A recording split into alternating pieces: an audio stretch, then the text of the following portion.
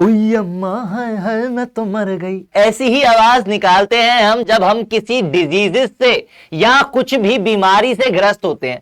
ठीक है, तो उन्हीं बीमारियों के बारे में पढ़ने के लिए हम आज लेकर आ चुके हैं तुम्हारे आगे diseases and first aid chapter का वन शॉट। ठीक है भाई, तो नमस्कार, आदाब, सत श्री अकाल, मैं देवू भैया। भाई कैसे हैं मेरे सारे के सारे रामलाल, देवी जी, शक्तिमान और भक्तिमान। बड़े दिनों के बाद तुम लोगों के साथ मुलाकात होगी, वो भी यूट्यूब के जरिए। तो ये वन शॉट लेकर के आ चुके हैं क्लास 8 की बायोलॉजी का of the chapter diseases and first aid. इस चैप्टर में हम क्या जानने वाले हैं, इससे पहले हम 3 चैप्टर्स के वन शॉट और कर चुके हैं, सर्कुलेटरी सिस्टम, नर्वस सिस्टम और एक और कोई सा कर चुके थे। ठीक है, I don't remember exactly, but कोई बात नहीं, डिजीजेस एंड फर्स्ट एड करेंगे और धीरे धीरे करके तुम्हारी 8th क्लास की जो पूरी बायोलॉजी है उसके सारे वन शॉट तुमको प्रोवाइड कर दिए जाएंगे बहुत जल्दी। ठीक है भाई, तो शुरू करते हैं बिना किसी देरी के diseases and first aid chapter का वन शॉट।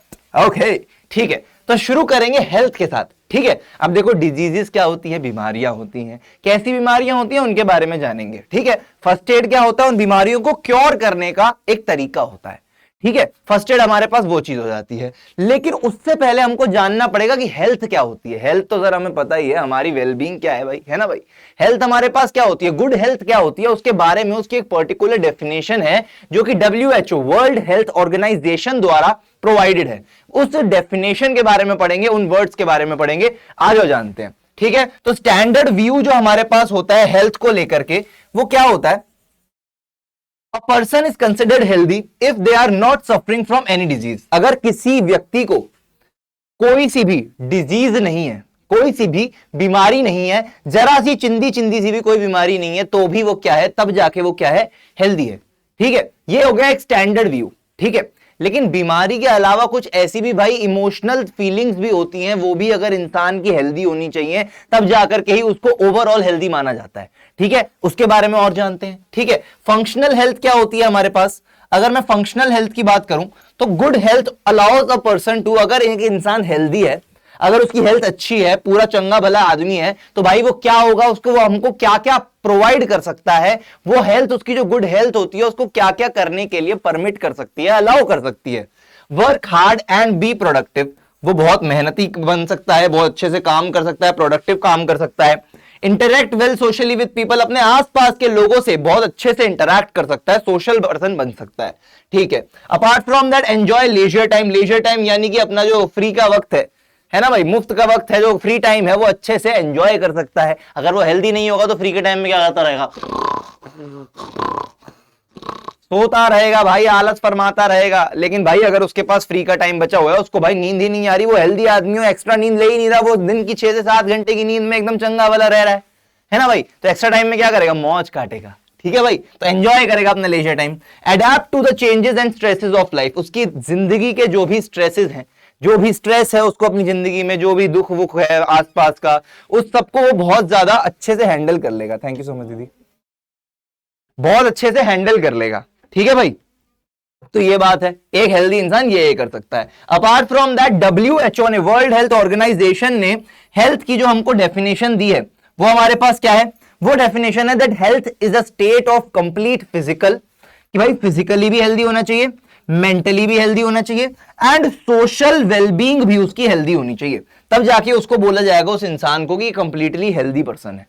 ठीक है, अब देखो फिजिकली का मतलब है कि मेरे को कोई बीमारी नहीं। अब अगर मैं बोलूं कि मैं तो बचपन से ही हॉकी का एक बहुत अच्छा प्लेयर था, उदय भाई ने मेरी टांग तोड़ दी, लेकिन मेरे को पट्टी भी कराई, है ना भाई, अब मैं क्या हूं, लंगड़ा के चल रहा हूं, तो उस केस में क्या है भाई, मैं क्या हेल्दी नहीं हूं, मेरे को कुछ ना कुछ बीमारी है, मेरे पैरों में कुछ ना कुछ दिक्कत है। ठीक है भाई, तो मैं फिजिकली देखो हेल्दी नहीं हूं। अगर मैं मेंटली हेल्दी की बात करूं, एक बच्चा है जाकर के कॉलेज में, स्कूल में जाकर के बुली होकर के आ रहा है, लेकिन घर पर आके सबको दिखा रहा है हाँ यार मैं ठीक हूं ठीक हूं ठीक हूं, लेकिन उसकी जो मेंटल हेल्थ है वो एकदम खराब हुई पड़ी है। क्यों खराब हुई पड़ी है, क्योंकि उसके दिमाग में डीप डाउन, उसके दिल में ये चल रहा है कि मेरा कोई अपना नहीं है, लोग मुझे परेशान कर रहे हैं, वो बुली हो रहा है। ठीक है, तो मेंटल हेल्थ उसकी खराब है। Apart from that social wellbeing, same case में, सेम एग्जांपल में ले लेते हैं, उस इंसान को क्या है, अगर मान लो कि उसको स्कूल के बच्चे परेशान कर रहे हैं, घर पे उसको सब अच्छे से डील कर रहे हैं, लेकिन स्कूल वाले केसेस ने ही उसकी मेंटल हेल्थ को इतना खराब कर दिया है कि वो घर पर आकर के भी किसी के साथ इंटरैक्ट नहीं करना चाह रहा, उसकी social wellbeing, overall social wellbeing खराब हो चुकी है।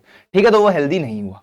ठीक है भाई। अब भले ही वो हेल्दी है, एकदम शरीर से एकदम हेल्दी है, टांग हाथ सब कुछ एकदम सलामत, तबियत वबियत सब बढ़िया है, लेकिन भाई साहब उसकी मेंटल और सोशल वेलबींग एकदम खराब हुई पड़ी है, तो उस इंसान को हम हेल्दी नहीं बोल सकते। ठीक है। Apart from that it is not merely N absence of disease और इन्फर्मिटी। अब ऐसा जरूरी नहीं है कि कोई सी भाई अपने पास डिजीज नहीं है, इन्फर्मिटी यानी कि किसी चीज की कमी, वो चीज अगर अपने पास नहीं है तो भी अपन हेल्दी हो जाएंगे, ऐसा नहीं है, है ना। अब देखो इस आदमी को देखो, इसके भाई तो एकदम हेल्दी था, जो इसको जो बुली हो रहा था, लेकिन उसके पास क्या था, मेंटली वो एकदम, उसकी हेल्थ अच्छी नहीं थी, मेंटल हेल्थ अच्छी नहीं थी। तो इसीलिए यही चीज इस पॉइंट में लिखी गई है। इंटर रिलेटेडनेस क्या है भाई, किस चीज की inter relatedness sir, physical health and mental health are inter related. Physical health और मेंटल हेल्थ जो होते हैं वो इंटर रिलेटेड होते हैं। अगर तुम्हारी मेंटल हेल्थ खराब है, तुम्हें क्या रहेगा, तुम बस सोचते रहोगे उसके बारे में कि तो कैसे ठीक करूं, मेरा कोई नहीं है दुनिया में, छन से जो टूटे कोई सपना, है ना भाई। तो ऐसा हालत हो जाएगा तुम्हारा, और तुम्हारा कुछ खाने का मन नहीं करेगा, कुछ पीने का मन नहीं करेगा, इवेंचुअली तुम्हारी फिजिकल हेल्थ भी खराब हो जाएगी। ठीक है, वही चीज यहां पर लिखी है, सेइंग है एक बहुत popular, a sound mind in a sound body is appropriate for good health. A sound mind in a sound body का मतलब है कि एक अच्छा दिमाग एक अच्छी बॉडी के अंदर जरूरी है अच्छी हेल्थ के लिए। ठीक है, तो ये अपने पास हेल्थ की डेफिनेशन है जो तुम्हें एग्जाम में लिख के आनी है अगर आए तो, और ये हमारे पास डिजीजेस की डेफिनेशन है जो तुम्हें लिख के आनी है एग्जाम में अगर आए तो। डिजीजेस क्या है, disease is a departure from normal health through structural और functional disorders of the body. चाहे हमारी बॉडी में स्ट्रक्चरल डिसऑर्डर हो, लंगड़ा के चलना, फंक्शनल डिसऑर्डर हो, बुखार होना, कुछ भी, है ना भाई। स्ट्रक्चरल मतलब स्ट्रक्चर बिगड़ा हुआ है बॉडी का, फंक्शनल यानी कि बॉडी फंक्शन अच्छे से नहीं कर पा रही है, बुखार है, मैं उतनी ज्यादा स्ट्रेंथ से वेट नहीं उठा सकता। ठीक है, तो फंक्शनल डिसऑर्डर भी हो सकता है, स्ट्रक्चरल डिसऑर्डर भी हो सकता है, उसकी वजह से मेरी बॉडी की जो नॉर्मल हेल्थ थी, अच्छी खासी नॉर्मल जो नॉर्मल हेल्थ थी मेरी, उसका डिपार्चर हो जाना, वो खत्म हो जाना, वो निकल जाना, वो नॉर्मल हेल्थ निकल चुकी है अब मेरी बॉडी से। ठीक है, तो अब मेरे को क्या आ चुकी है, डिजीज आ चुकी है बॉडी के अंदर। ठीक है भाई, ये चीज क्लियर है। इसके आगे बढ़ेंगे, और पर्सनल और कम्युनिटी हेल्थ मेरे पास क्या होती है। अब देखो, अगर मैं पर्सनल हेल्थ की बात कर रहा हूं, अब जैसे हम गोकुल धाम सोसाइटी की बात करें, ठीक है, तो उसके अंदर हमारे पास जो डॉक्टर हाथी हैं, क्या उनकी पर्सनल हेल्थ ठीक है? नहीं है, बिल्कुल भी नहीं है ना। क्यों नहीं है? क्योंकि भाई साहब वो आदमी ओबेस है। ओबेस समझते हो ना, ओबेसिटी, कितना मोटा है वो, है ना। मतलब मैं बॉडी शेमिंग नहीं कर रहा, लेकिन मैं बता रहा हूं he is not healthy. Doctor होके वो हेल्दी नहीं है, ठीक है, तो वो हो गई उनकी पर्सनल हेल्थ। ठीक है, लेकिन अगर मैं कम्युनिटी हेल्थ की बात करूं, मान लो गोकुलधाम सोसाइटी में किसी एक को कोविड हो गया, उससे वो कोविड सोसाइटी के सारे लोगों को हो गया, तो वो कम्युनिटी हेल्थ है। पूरी पूरी कम्युनिटी जो थी, पूरी की पूरी सोसाइटी जो थी, उनकी हेल्थ खराब हो गई। ठीक है, या फिर मान लो कि वहां पर एक हफ्ते के लिए स्वीपर नहीं आया और साफ सफाई नहीं हुई, कचरा उठा नहीं, कचरा सारा का सारा गोकुलधाम सोसाइटी के अंदर ही पड़ा हुआ है, वो कचरा सड़ेगा, उसके ऊपर कीड़े पनपेंगे, मच्छर मक्खियां सब आएंगे, वहां पर भाई बीमारियां फैलेंगी, तो कम्युनिटी की हेल्थ खराब हो रही है। ठीक है, पूरी की पूरी कम्युनिटी, पूरी पूरी सोसाइटी की, गोकुलधाम सोसाइटी की हेल्थ खराब हो रही है। ठीक है भाई, समझ गए। तो ये तरीके डिफरेंस होता है पर्सनल हाइजीन और community hygiene, personal health and community health के बीच का। ओके, ठीक है जी। तो यहां पर क्या लिखा हुआ है, personal health refers to the steps and habits that an individual follows to keep themselves healthy। अब जो भी डॉक्टर हाथी की हैबिट्स होंगी, जो वो फॉलो करते होंगे, जो उनकी आदतें होंगी खुद को हेल्दी रखने के लिए, वो उनकी पर्सनल हेल्थ हो गई भाई। ठीक है, उनके हिसाब से वो हेल्दी होंगे, लेकिन इन जनरल केस के हिसाब से वो हेल्दी नहीं है।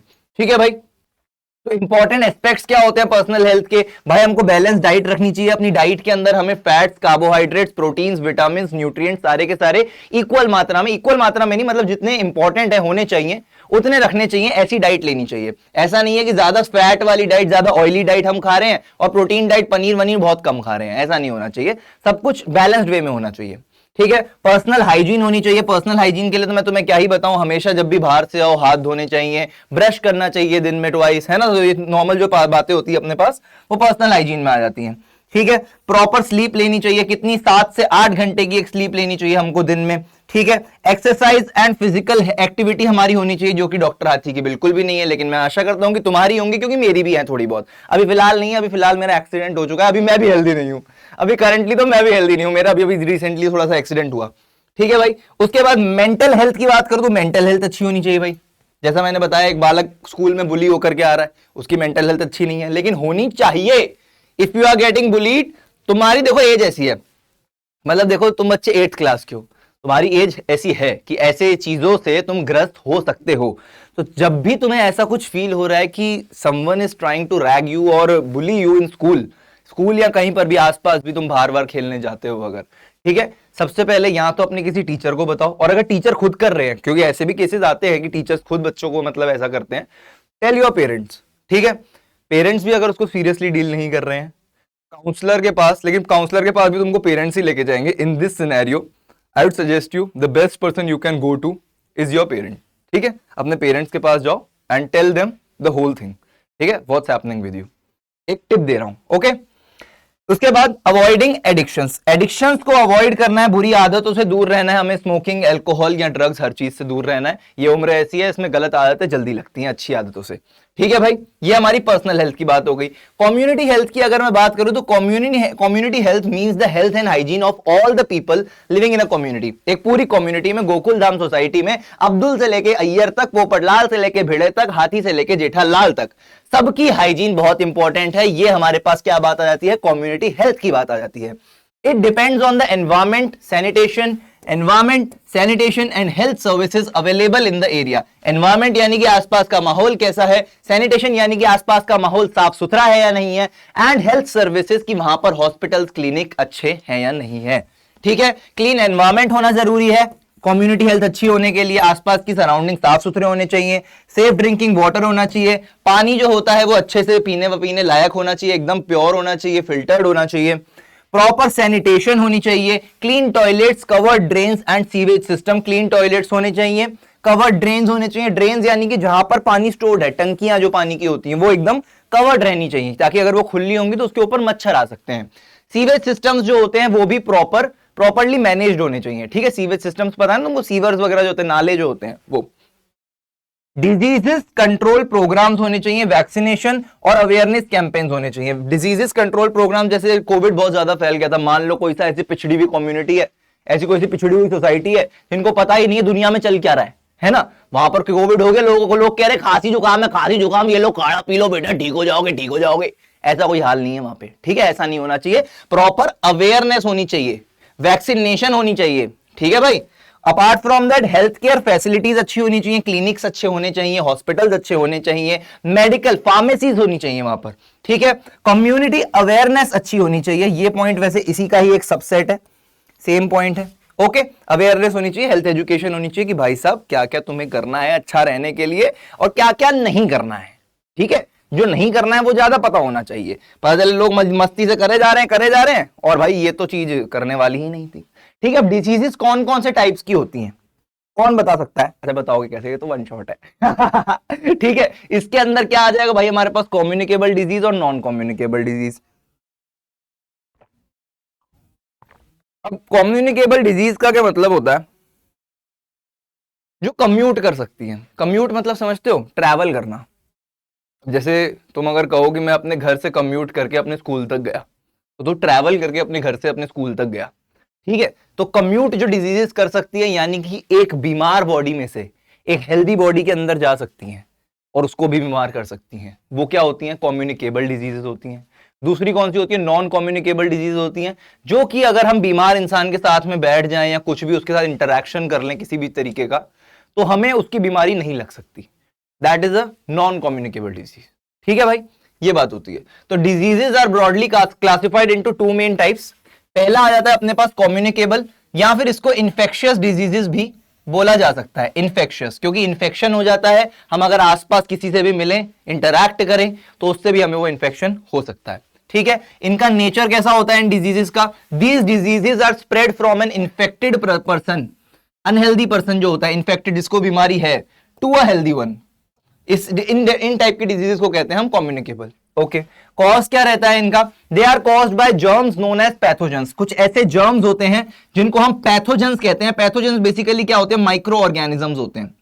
हर टाइप के माइक्रो ऑर्गेनिजम्स होते हैं, कुछ अच्छे हो सकते हैं, कुछ बुरे हो सकते हैं। बुरे किस सेंस में हो सकते हैं, क्योंकि वो हमें कम्युनिकेबल डिजीजेस कॉज कर सकते हैं, तो इसीलिए हम उनको बुरा कहते हैं, उनको हम क्या कहते हैं, जर्म्स कहते हैं। ऑलराइट, पैथोजेंस इंक्लूड, पैथोजेंस में क्या क्या हो सकता है, वायरसेस हो सकते हैं, बैक्टीरिया हो सकते हैं, फंगाई हो सकते हैं, वर्म्स हो सकते हैं, प्रोटोजोअन्स हो सकते हैं, ये सब हो सकते हैं। इनकी वजह से हमें, जिनको हम जर्म्स कह सकते हैं, वो वाले जर्म्स, जर्म्स देखो ये सारे वैसे क्या है, माइक्रो ऑर्गेनिजम्स हैं, पैथोजेंस हैं। जर्म्स किनको कहेंगे कि इनमें से कुछ इस टाइप के वायरस होंगे, कुछ इस टाइप के बैक्टीरिया होंगे, वायरस होंगे, फंगाई होंगे, वॉर्म होंगे, प्रोटोजोआ होंगे, जो कि डिजीजेस कॉज कर सकते हैं, और ऐसी डिजीजेस जो कि हमें बीमार कर रही हैं। डिजीज तो बीमार ही करेगी खैर ऑब्वियसली, तो उनको हम जर्म्स कहेंगे। ठीक है, सबको इन जनरल हम सारे पैथोजेंस को जर्म्स नहीं कह सकते। ओके, ट्रांसमिशन कैसे होता है इनका? एजेंसीज बोले तो, कि एजेंसीज बना करके जो पैथोजेंस है ना, ये क्या करते हैं, एक पे अटैक कर लिया, अब उसके थ्रू फिर दूसरे में फैल जाएंगे, तभी तो कम्युनिकेबल डिजीज है। ठीक है, तो pathogens reach a healthy person through, एक हेल्दी पर्सन को कैसे डिटेक्ट करते हैं, एक हेल्दी पर्सन को कैसे जाते हैं हेल्दी पर्सन तक? ठीक है, इंसेक्ट बाइट के थ्रू, जैसे मस्कीटोस, मस्कीटोस जो होते हैं इंसेक्ट बाइट के थ्रू भाई बीमार कर देते हैं, है ना भाई। कॉन्टैमिनेटेड वाटर और फूड, खराब खाना और खराब वो पानी की वजह से फंगाई लग जाती है खाने के ऊपर, तो उससे हम बीमार पड़ सकते हैं, उसकी बीमारी से हम औरों को बीमार कर सकते हैं, खुद की बीमारी से। Air, physical contact, cuts, sexual contact, flies, इन सारी चीजों की वजह से भी कम्युनिकेबल डिजीजेस जो होती हैं, पैथोजेंस जो होते हैं, वो ट्रांसफर हो सकते हैं। ठीक है, चाहे हम एयर के थ्रू हो सकता है कई बार, जैसे मतलब खांसी जुकाम होता है, जैसे हमको अगर खांसी है, हमारे सामने कोई खड़े होकर बात कर रहा है, हम खांसते खांसते उससे बात कर रहे हैं है ना भाई, खांसते खांसते उससे बात कर रहा हूं, तो मेरे जो पार्टिकल्स होंगे, है ना, मेरे जो सलाइवा के पार्टिकल्स होंगे, वो एयर के अंदर सस्पेंड हो जाएंगे, और एयर के थ्रू वही एयर वो अगला बंदा भी ब्रीथ कर रहा है, तो उसके मुंह में भी चले जाएंगे। ऐसे ही कोविड फैल रहा था, ऐसे ही अपने पास नॉर्मल जो हमारे पास इन्फ्लुएंजा होता है, खांसी जुकाम होता है, कॉमन कोल्ड, वो भी ऐसे ही फैलता है। ठीक है, उसके बाद फिजिकल कांटेक्ट जो होता है, अब फिजिकल कांटेक्ट हमारे पास क्या हो सकता है, जैसे मैंने हाथ मिला लिया अगले बंदे से, उस अगले बंदे ने हाथ मुझसे मिलाया और अपने ऐसे मुंह पे लगा लिया, ऐसे करके पसीना पोंछते हुए, उसके मुंह के अंदर जा सकते हैं पार्टिकल्स, है ना भाई, तो बीमार पड़ सकता है।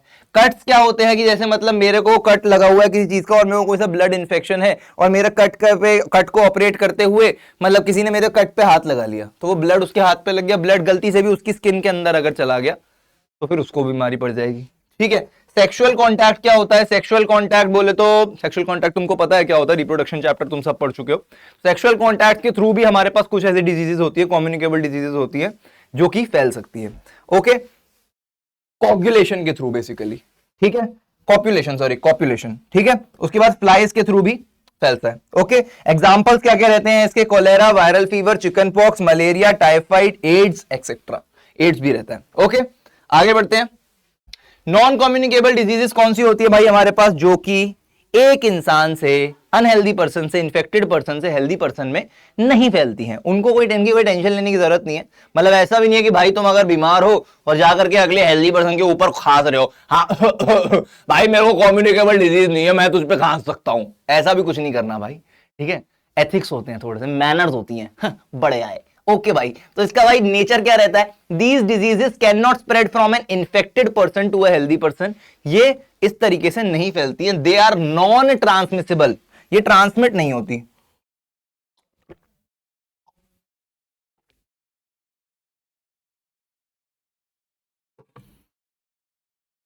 तो ये जो डिजीजेस है मेरे पास, दीज आर नॉन ट्रांसमिसिबल, ये ट्रांसमिट नहीं हो सकती हैं, इसीलिए इनको हम क्या कहते हैं? नॉन कम्युनिकेबल डिजीजेस कहते हैं। ठीक है, इनका नेचर ऐसा होता है। कॉज क्या होता है इनका? ये कॉज कैसे होती है एक इंसान में? They are not caused by any germ और पैथोजन, किसी भी जर्म या पैथोजन में, ये पैथोजन की वजह से ये कॉज नहीं होती है। अब देखो, इनको कॉज करनी है, कॉज होने के कुछ रीजन हो सकते हैं। जेनेटिकली कॉज हो सकती है कि भाई पापा दादा को थी तो हमें हो गई, है ना, इस तरीके जेनेटिकली, मतलब क्रोमोसोम्स के थ्रू, डीएनए के थ्रू ये ट्रांसमिट हो सकती है। ठीक है, ओरिजिन इनका कैसे होता है? They may be cause due to improper functioning of the body organs, body organs की इम्प्रॉपर फंक्शनिंग के थ्रू भी ये कॉज हो सकती है कि भाई मान लो कि मेरा हार्ट ढंग से काम नहीं कर रहा, है ना, कुछ भी हो सकता है।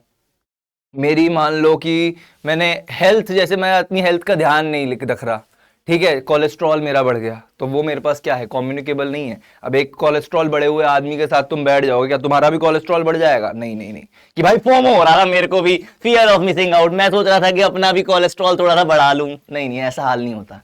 ठीक है भाई, तो ऐसा नहीं होता। तो डेफिशिएंसी डिजीजेस इसके अंदर हो सकती हैं, या जेनेटिक डिसऑर्डर्स भी इसके अंदर हो सकते हैं। ये दो चीजें तुमको याद रखनी है, वेरी इंपॉर्टेंट, पेपर में पूछ लिया जाता है कि नॉन कम्युनिकेबल डिजीजेस कैसे कॉज होती हैं।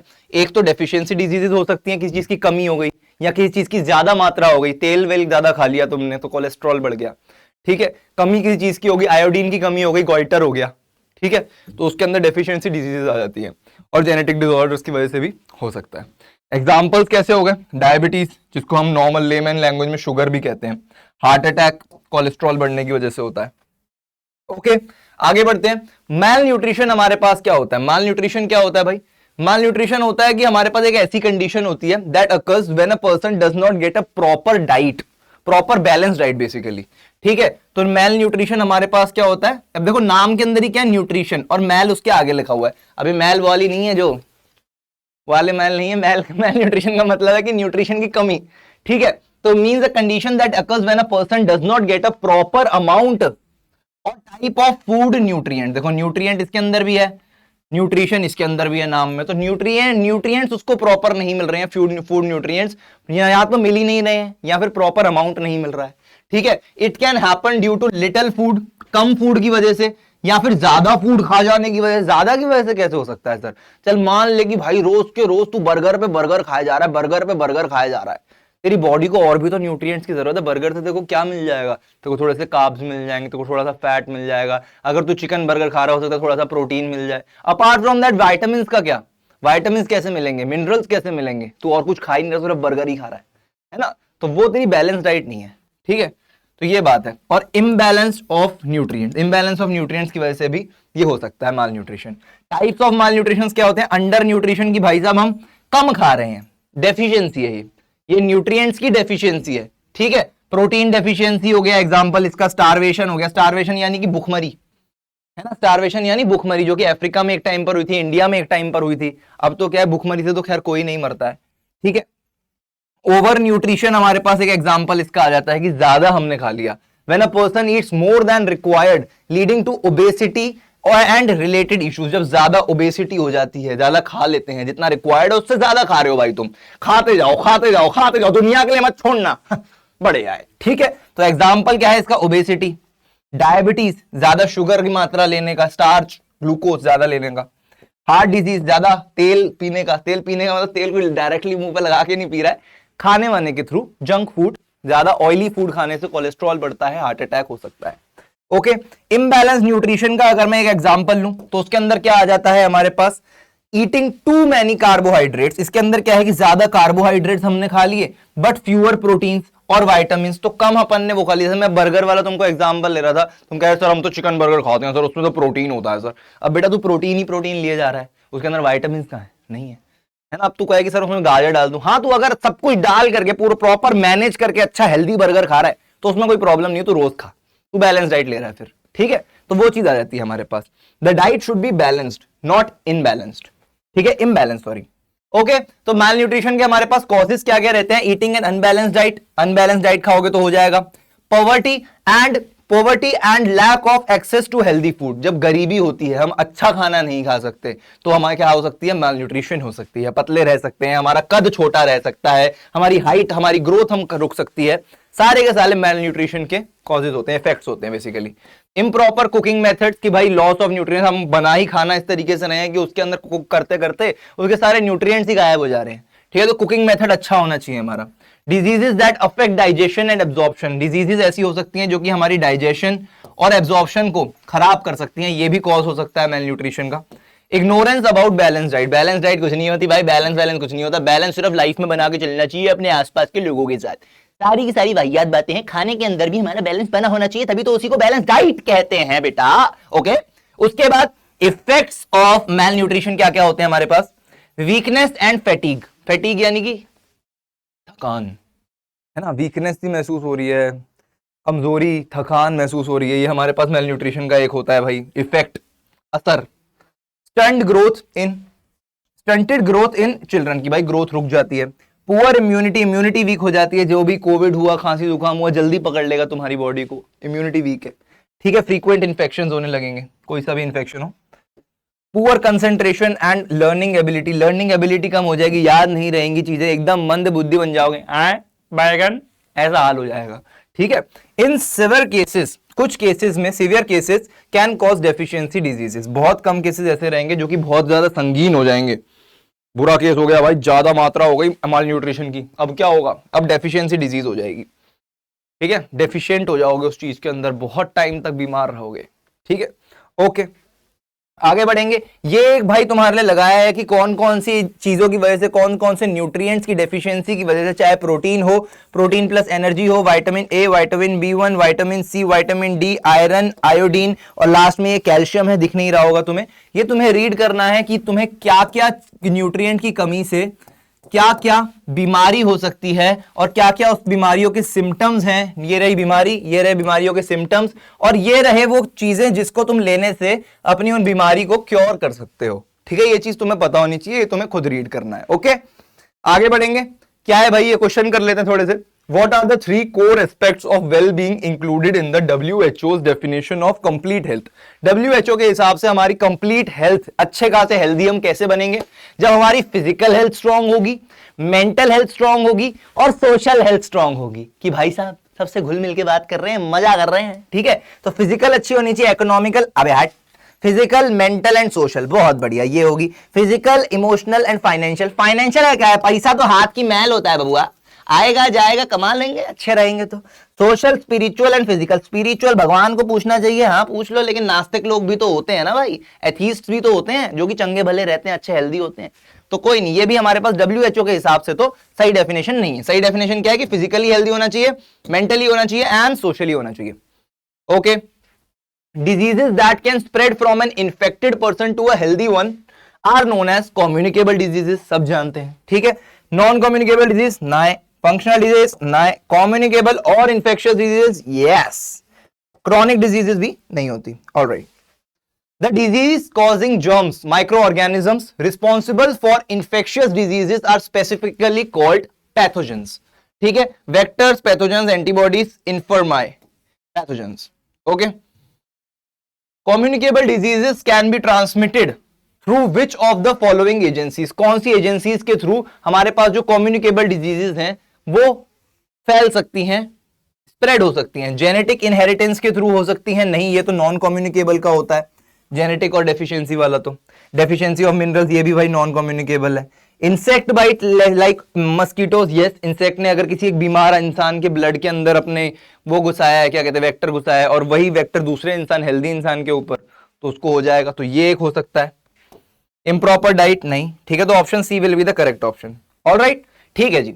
तो नेक्स्ट इसके सेगमेंट पर आते हैं चैप्टर के, स्प्रेड ऑफ कम्युनिकेबल डिजीजेस। कि कम्युनिकेबल डिजीजेस जो कि स्प्रेड होती हैं एक अनहेल्दी पर्सन से, एक इन्फेक्शियस पर्सन से, एक हेल्दी पर्सन की बॉडी में, वो कैसे होती है, उनका स्प्रेड आखिरकार होता कैसे है? ऑलराइट, ठीक है, तो communicable diseases are those that can spread from an infected person, patient जिसको हम कहते हैं। इन्फेक्टेड पर्सन को क्या बोलेंगे शॉर्ट में? पेशेंट बोल दिया भाई, सीधा सीधा अपन ने इसको क्या बोल दिया, पेशेंट ही बोल दिया। ले भाई बीमार है तू, ठीक है, to a healthy person, healthy person है, ठीक है, हेल्दी पर्सन की तरफ स्प्रेड होती है। This spread is essential for pathogens, pathogens के लिए जो कि माइक्रो ऑर्गेनिजम्स होती है, disease causing micro organisms, disease causing germs. ठीक है, ये जो स्प्रेड है ना, ये इन पैथोजेंस के लिए जरूरी होता है। पैथोजेंस कौन कौन से हो सकते हैं अपने पास? प्रोटोजोआ, फंगाई, बैक्टीरिया, वायरस, कुछ भी हो सकता है, ठीक है, वॉर्म्स भी हो सकते हैं, ठीक है, ये सारे के सारे अपने पास होते हैं। सेल्यूलर होते हैं कुछ, कुछ एसेल्यूलर होते हैं, नॉन लिविंग होते हैं, कुछ लिविंग होते हैं, ठीक है। ये अपने को खैर पढ़ने वाली चीज नहीं है, मैं सिर्फ बता रहा हूं तुमको ये चीज कि इनके लिए जरूरी क्यों होता है स्प्रेड करना। मतलब यार क्या अपने आप में एक इंसान को बीमार करके खुश नहीं रह सकते क्या तुम? क्यों फैलना है तुमको? इनको फैलना इसीलिए है क्योंकि भाई देखो, डार्विन की थ्योरी हमने पढ़ी थी, है ना, जो बेस्ट होता है वो सर्वाइव करता है। और इंसान का इस दुनिया में रहने का, हर एक व्यक्ति का, हर एक ऑर्गेनिज्म का इस दुनिया में रहने का मकसद क्या है? खाना, जिंदा रहना एंड रिप्रोड्यूस करना, ठीक है। अपनी जो एक पॉपुलेशन है उसको बढ़ाना, लेकिन सही मायने में बढ़ाना। अब हम तो इंसान है, हमारे अंदर तो बुद्धि है, हमें पता है कि भाई कितना बढ़ाना है कितना नहीं। ये तो माइक्रो ऑर्गेनिजम्स है, चिंदी चिंदी से, इनको क्या, बढ़ाते जाओ बढ़ाते जाओ बढ़ाते जाओ, है ना। तो इनका मकसद यही है, ठीक है। तो ये क्या करती है, क्या चाहते हैं यहाँ पर? यही चाहते हैं कि भाई हम रिप्रोड्यूस करते हैं, हम एक बॉडी से दूसरी बॉडी में जाए, दूसरी से तीसरी में जाए, तीसरी से चौथी में जाए, चौथी से फलानी ढिमकानी बॉडी के अंदर जाए और फैलाते रहें, अपनी प्रजाति को बढ़ाते रहे, पॉपुलेशन बढ़ाते रहे, रिप्रोड्यूस करते रहे। होस्ट समझते हो? होस्ट कि भाई एक बॉडी है जिसके अंदर हम पनप रहे हैं, जिसके ऊपर हम खा रहे हैं, ठीक है, उसके साथ हम रहेंगे, उस बॉडी के अंदर रहेंगे और फैलते रहेंगे फैलते रहेंगे फैलते रहेंगे। तो एक होस्ट के अंदर पूरा बीमार करने के बाद ये चाहते हैं भाई अब यहां पर मन भर गया, अब दूसरे होस्ट में चलते हैं, वहां पर फैलते हैं, वहां पर रिप्रोड्यूस करते हैं। ठीक है, तो ये इनका मकसद होता है फैलना, फैलते जाओ फैलते जाओ फैलते जाओ। इसीलिए ये कम्युनिकेबल डिजीजेस के अंडर आते हैं, कम्युनिकेबल डिजीज कॉज करते हैं, जो कि एक व्यक्ति से दूसरे व्यक्ति में हो सकती है। ठीक है भाई, survive and reach more host. ठीक है, the spread of communicable disease, the transfer of pathogens occurs generally in two main ways, direct method and indirect method। अब डायरेक्ट मेथड हो सकता है और इनडायरेक्ट मेथड भी हो सकता है इनका जो स्प्रेड होता है कम्युनिकेबल डिजीजेस का। पहले हम क्या पढ़ने वाले हैं, पहले हम डायरेक्ट मेथड के बारे में पढ़ने वाले हैं। पहले बाबा अपन डायरेक्ट मेथड के बारे में पढ़ने वाले हैं, और डायरेक्ट मेथड में हम क्या जानने वाले हैं। डायरेक्ट मेथड बोले तो डायरेक्ट कॉन्टैक्ट पहली चीज आ जाएगी इसके अंदर। डायरेक्ट कॉन्टैक्ट यानी कि भाई डायरेक्टली अपन ने छू लिया, किसी के वुंड को छू लिया, है ना, तो अपने को आ सकती है। चिकन पॉक्स जो होता है वो इस तरीके से हो जाता है हमें। Diseases are spread through physical contact with an infected person. कोई सा इन्फेक्टेड पर्सन है, उसके साथ फिजिकल कॉन्टैक्ट हमने बना लिया तो हमको हो सकता है। मान लो कि दो भाई हैं, चुन्नू और मुन्नू, ठीक है, चुन्नू को हो गया चिकन पॉक्स, ठीक है, मुन्नू और चुन्नू क्या करते हैं, बचपन से बुरी आदत है एक दूसरे का टावल यूज करने की। अब चिकन पॉक्स क्या है, स्किन डिजीज है ना, और कम्युनिकेबल भी है। अब दोनों एक दूसरे का टावल यूज करते हैं। अब मुन्नू ने कहा कि भाई चुन्नू को ही तो हुआ है और टावल यूज करने में क्या है ना, उसका टावल यूज कर लिया। अब अगले दिन क्या हुआ, मुन्नू बेचारे को भी हो गया चिकन पॉक्स। ठीक है, तो इस तरीके से फिजिकल कॉन्टैक्ट बन गया सेम चीजें यूज करने से, चाहे वो कोम्ब हो, चाहे वो टाल हो, चाहे वो अंडरगारमेंट्स हो, है ना, कुछ भी हो। एग्जाम्पल्स क्या हो सकते हैं इसके, मीजल्स हो सकता है, चिकन पॉक्स हो सकता है, एंड फंगल इन्फेक्शन भी हो सकता है। ठीक है, मीजल्स भी एक अपने पास बीमारी होती है, चिकन पॉक्स तो सबको पता ही है, फंगल इन्फेक्शन सबको पता है, जैसे रिंग वॉर्म हो जाता है, कई बार दाद हो जाता है, दांत की बीमारी। Okay, those are fungal infections. Alright, indirect method अपने पास कौन कौन से हो सकते हैं। इनडायरेक्ट मेथड्स में पहला जो अपने पास तरीका आता है that is touching and sharing infected items. ये जो मैंने बताया तुमको, जैसे अब देखो डायरेक्ट मेथड में क्या था कि उसने उसका टावल टच किया, ठीक है, लेकिन अगर वो डायरेक्टली उससे चुन्नू मुन्नू जाकर के चुन्नू से चिपट जाता, उससे चिपक के सो रहा है, तो अगले दिन उसको चिकन पॉक्स हो जाता। वो उस केस में क्या होता, डायरेक्ट कांटेक्ट होता। लेकिन इनडायरेक्ट कांटेक्ट में अपने पास क्या होगा भाई कि शेयरिंग इन्फेक्टेड आइटम, जैसे टाल यूज कर लिया, कोम यूज कर लिया, तो वो एक तरीका हो जाता है। एग्जाम्पल इसका क्या हो गया भाई, using the same towel, handkerchief, same रुमाल हो गया, सेम टाल हो गया, बेड भी सेम शेयर कर लिया अगर, या शेयरिंग यूटेंसिल, सेम अपन ने जूठा खाना खा लिया, ठीक है, सेम बर्तन में खाना खा लिया, तो वो चीज हो जाएगी। कंटामिनेटेड फूड एंड वाटर, ठीक है, अब जैसे एक इंसान है, उसको कोविड हो रखा है, उसको हमने पानी दिया, उसके पास रूम से, क्वारंटीन रूम से, उसके रूम से हमने वो प्लेट उठाया, उसमें थोड़ा सा पानी बचा हुआ था। अब कोई अनएजुकेटेड पर्सन है तो कुछ नहीं पता, कुछ भी नहीं पता, दीन दुनिया से मुक्त आदमी, वो आया, उसने कहा कि उसको प्यास लग रही है, उसने देखा ग्लास में पानी पड़ा हुआ, उसने पी लिया। अब वो पानी किसका था, वो उस इन्फेक्टेड पर्सन का था जिसको कोविड हो रखा है। अब उसी का पानी जूठा हमने भी, उस बंदे ने भी पी लिया, तो उसको भी कोविड हो जाएगा। ठीक है, तो कंटामिनेटेड वाटर यानी कि जिस वाटर के अंदर जर्म्स थे, कंटामिनेटेड फूड मतलब जिस फूड के अंदर ऑलरेडी जर्म्स थे प्रेजेंट, अगर वो हमने कर लिया कंज्यूम, तो हमें भी वो इन्फेक्शन हो सकता है, वो डिजीज हो सकती है। ठीक है, तो ये क्या है, spreading of intestinal diseases through the intake of food और वाटर कंटामिनेटेड विद जर्म्स। ऐसा फूड और वाटर जिसके अंदर ऑलरेडी जर्म्स प्रेजेंट हैं, वो हमको इंटेस्टिनल डिजीजेस दे सकता है, इंटेस्टाइन में भी प्रॉब्लम कर सकता है। ठीक है, this includes eating vegetables and fruits that were not washed properly और वर वॉश्ड विद कंटामिनेटेड वाटर। ठीक है, इसके अंदर क्या हो सकता है, ऐसे फ्रूट्स और वेजिटेबल्स आ सकते हैं जिनको अपन ने अच्छे से ना तो वॉश किया, या फिर अगर वॉश किया तो जर्म्स वाले पानी से ही वॉश किया, है ना भाई, तो हमको हो सकती है बीमारी। और क्या है भाई, वेक्टर्स आ जाते हैं इसके अंदर। वेक्टर्स क्या होता है सर, अब देखो एक वेक्टर होगा जो तुम भाई फिजिक्स में जाकर के पढ़ोगे फर्दर क्लासेस में कि वेक्टर क्या होता है, वेक्टर क्वांटिटी, स्केलर क्वांटिटी, लेकिन ये वो वेक्टर नहीं है। अभी के लिए वेक्टर तुम्हारा बायोलॉजी में है। वेक्टर क्या होता है, एक ऐसा ऑर्गेनिज्म होता है जो कि ट्रैवल करता है डिजीज को एक बॉडी से लेकर के दूसरी बॉडी में। ठीक है, मच्छर, उसने खून एक का चूसा जो कि इन्फेक्टेड था। अब एक हेल्दी बॉडी के अंदर गया, मच्छर को तो आइडिया नहीं मैं किसको, बीमार का जो खून पी रहा हूं या फिर वो हेल्दी का खून पी रहा हूं, है ना। अब वो उसके अंदर गया और उसके अंदर भी उसने अपनी सुई मार दी, तो क्या होगा भाई, तो क्या होगा उसके अंदर, वहां पर भी वो जा करके अपना डंग जो उसने मारा उससे वहां पर भी वो इन्फेक्शन फैला देगा। तो वेक्टर यहां पर इस केस में क्या है, मच्छर है। Organisms that carry germs from a source of infection, source of infection यानी कि unhealthy body, unhealthy person, infected person to a healthy person without getting the infection themself. मच्छर खुद थोड़ी बीमार होता है। अब मान लो एक इंसान है, उसको एड्स हो रखा है या फिर उसको कोई सी बीमारी हो रखी है, ब्लड की कोई बीमारी हो रखी है, ब्लड इन्फेक्शन हो रखा है। अब मच्छर ने उसका ब्लड पी लिया, मच्छर मर जाएगा? नहीं, मच्छर को कोई बीमारी नहीं हो सकती। ठीक है, ये बात है। एग्जाम्पल्स क्या हो जाएंगे, मस्कीटोज हो गए, carry malaria germs, malarial germs जो होते हैं वो मस्कीटो एक मलेरिया वाले पेशेंट में से कैरी करके दूसरे में भेज देते हैं। When feeding on an infected person's blood and transfer them during a subsequent bite, subsequent bite यानी कि एक को काटा फिर दूसरे वाले को, उसके बाद जो कॉन्सिक्यूटिव बाइट होगी सब्सीक्वेंट बाइट, उसके थ्रू ये फैला सकता है मलेरिया और ज्यादा। ठीक है, हाउस फ्लाइज हो गई हमारे पास। हाउस फ्लाइज क्या करेंगी भाई, हाउस फ्लाइज एक जो वो है इन्फेक्टेड पर्सन है उसके खाने के ऊपर बैठ गई है ना, उसका जो जर्म्स था उसके ऊपर लग गया बॉडी के ऊपर। अब वही बॉडी वही पैरों को लेकर के वो एक हेल्दी इंसान के खाने के ऊपर बैठ गई, वो खाना उस हेल्दी इंसान ने खाया, बीमार हो गया। ठीक है, इस तरीके से। ड्रॉपलेट इन्फेक्शन, ड्रॉपलेट इन्फेक्शन क्या होता है अपने पास, एयरबोन इन्फेक्शन। एयरबोन यानी कि जो हवा से फैलता है, जो हवा से फैलता है।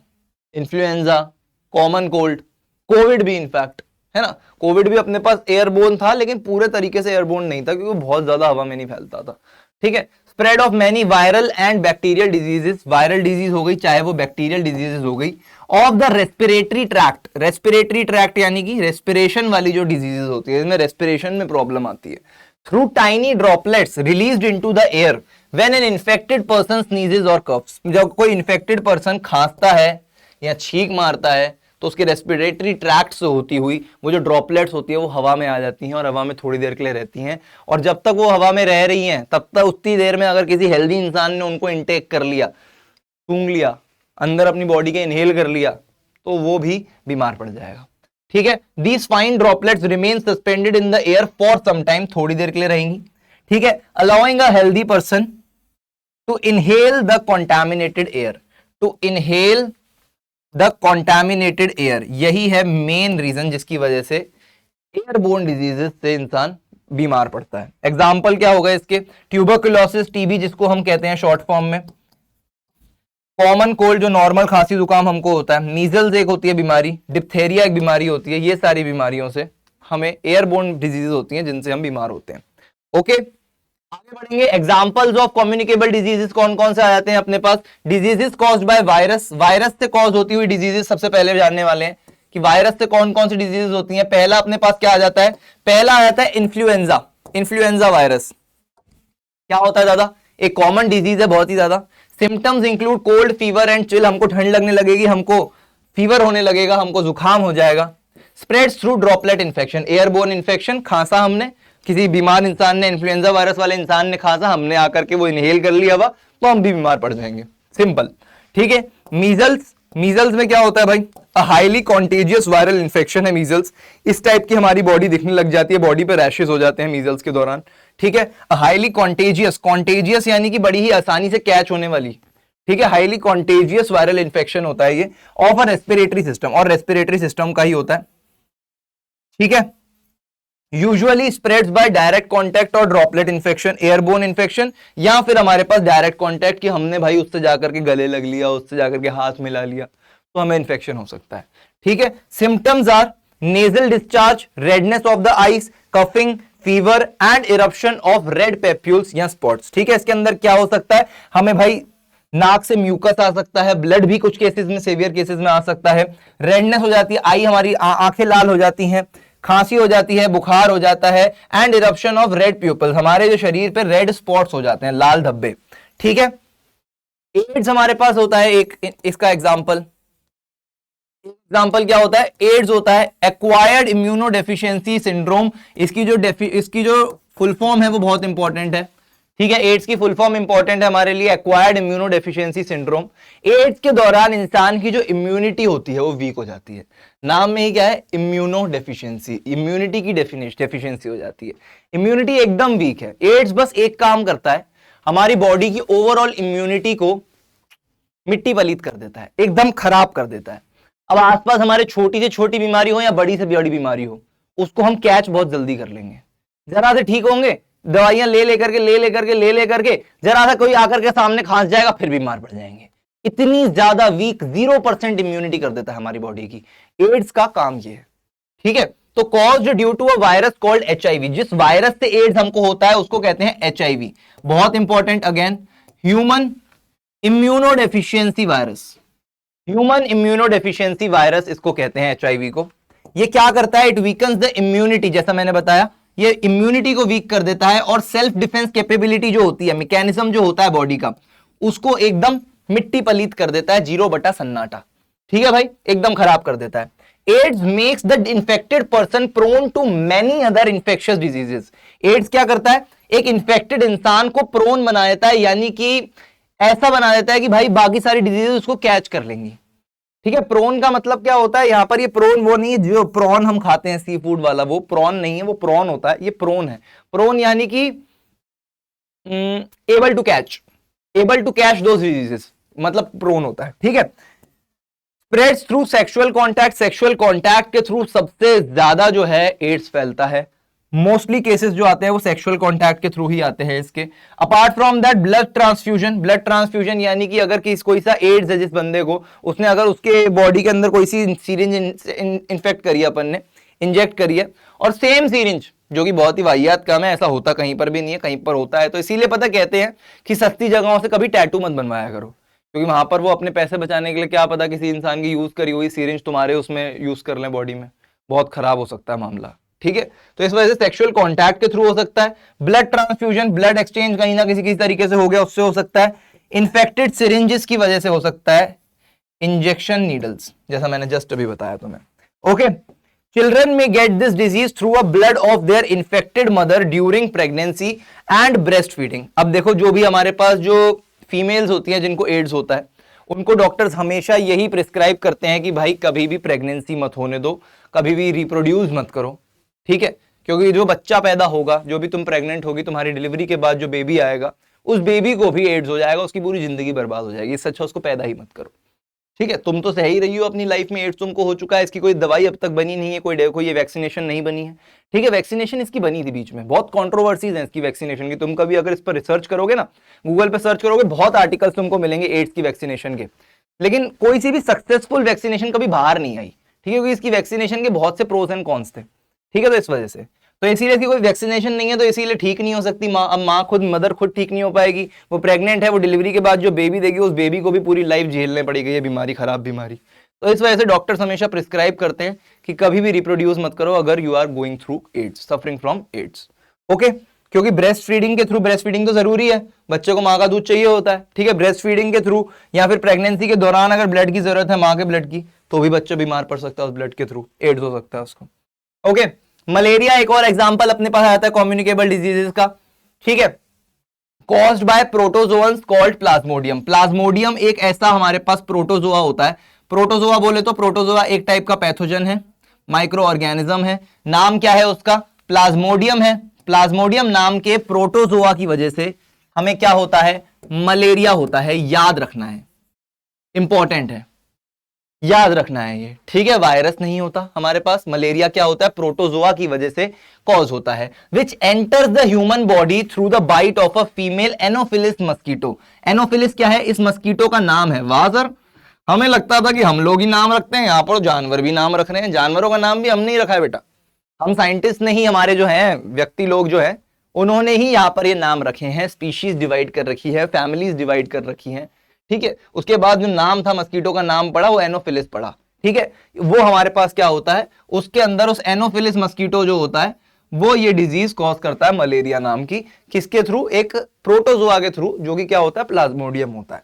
It shows the symptoms of chills, ठंड लगने लगती है, and intermittent high fever. Intermittent high fever का क्या मतलब है, जो उतरेगा और वापस हो जाएगा। इंटरमिटेंट का क्या मतलब है, बार बार होना। एक ऐसा फीवर जो कि बार बार होगा तुमको। ठीक है, बार बार होगा ऐसा फीवर। ठीक है, जैसे टाइफाइड में भी होता है। ठीक है, prevention can be done by protection against mosquito bytes से भाई बच के रखो, and taking anti malarial drugs जो कि दवाइयां आती हैं मलेरिया की आजकल, वो लेते रहेंगे तो मलेरिया से क्योर हो सकते हैं। ओके, डेंगू जिसको हम डेंगी भी कहते हैं, इसको हम क्या कह सकते हैं, कुछ लोग कहते हैं डेंगू,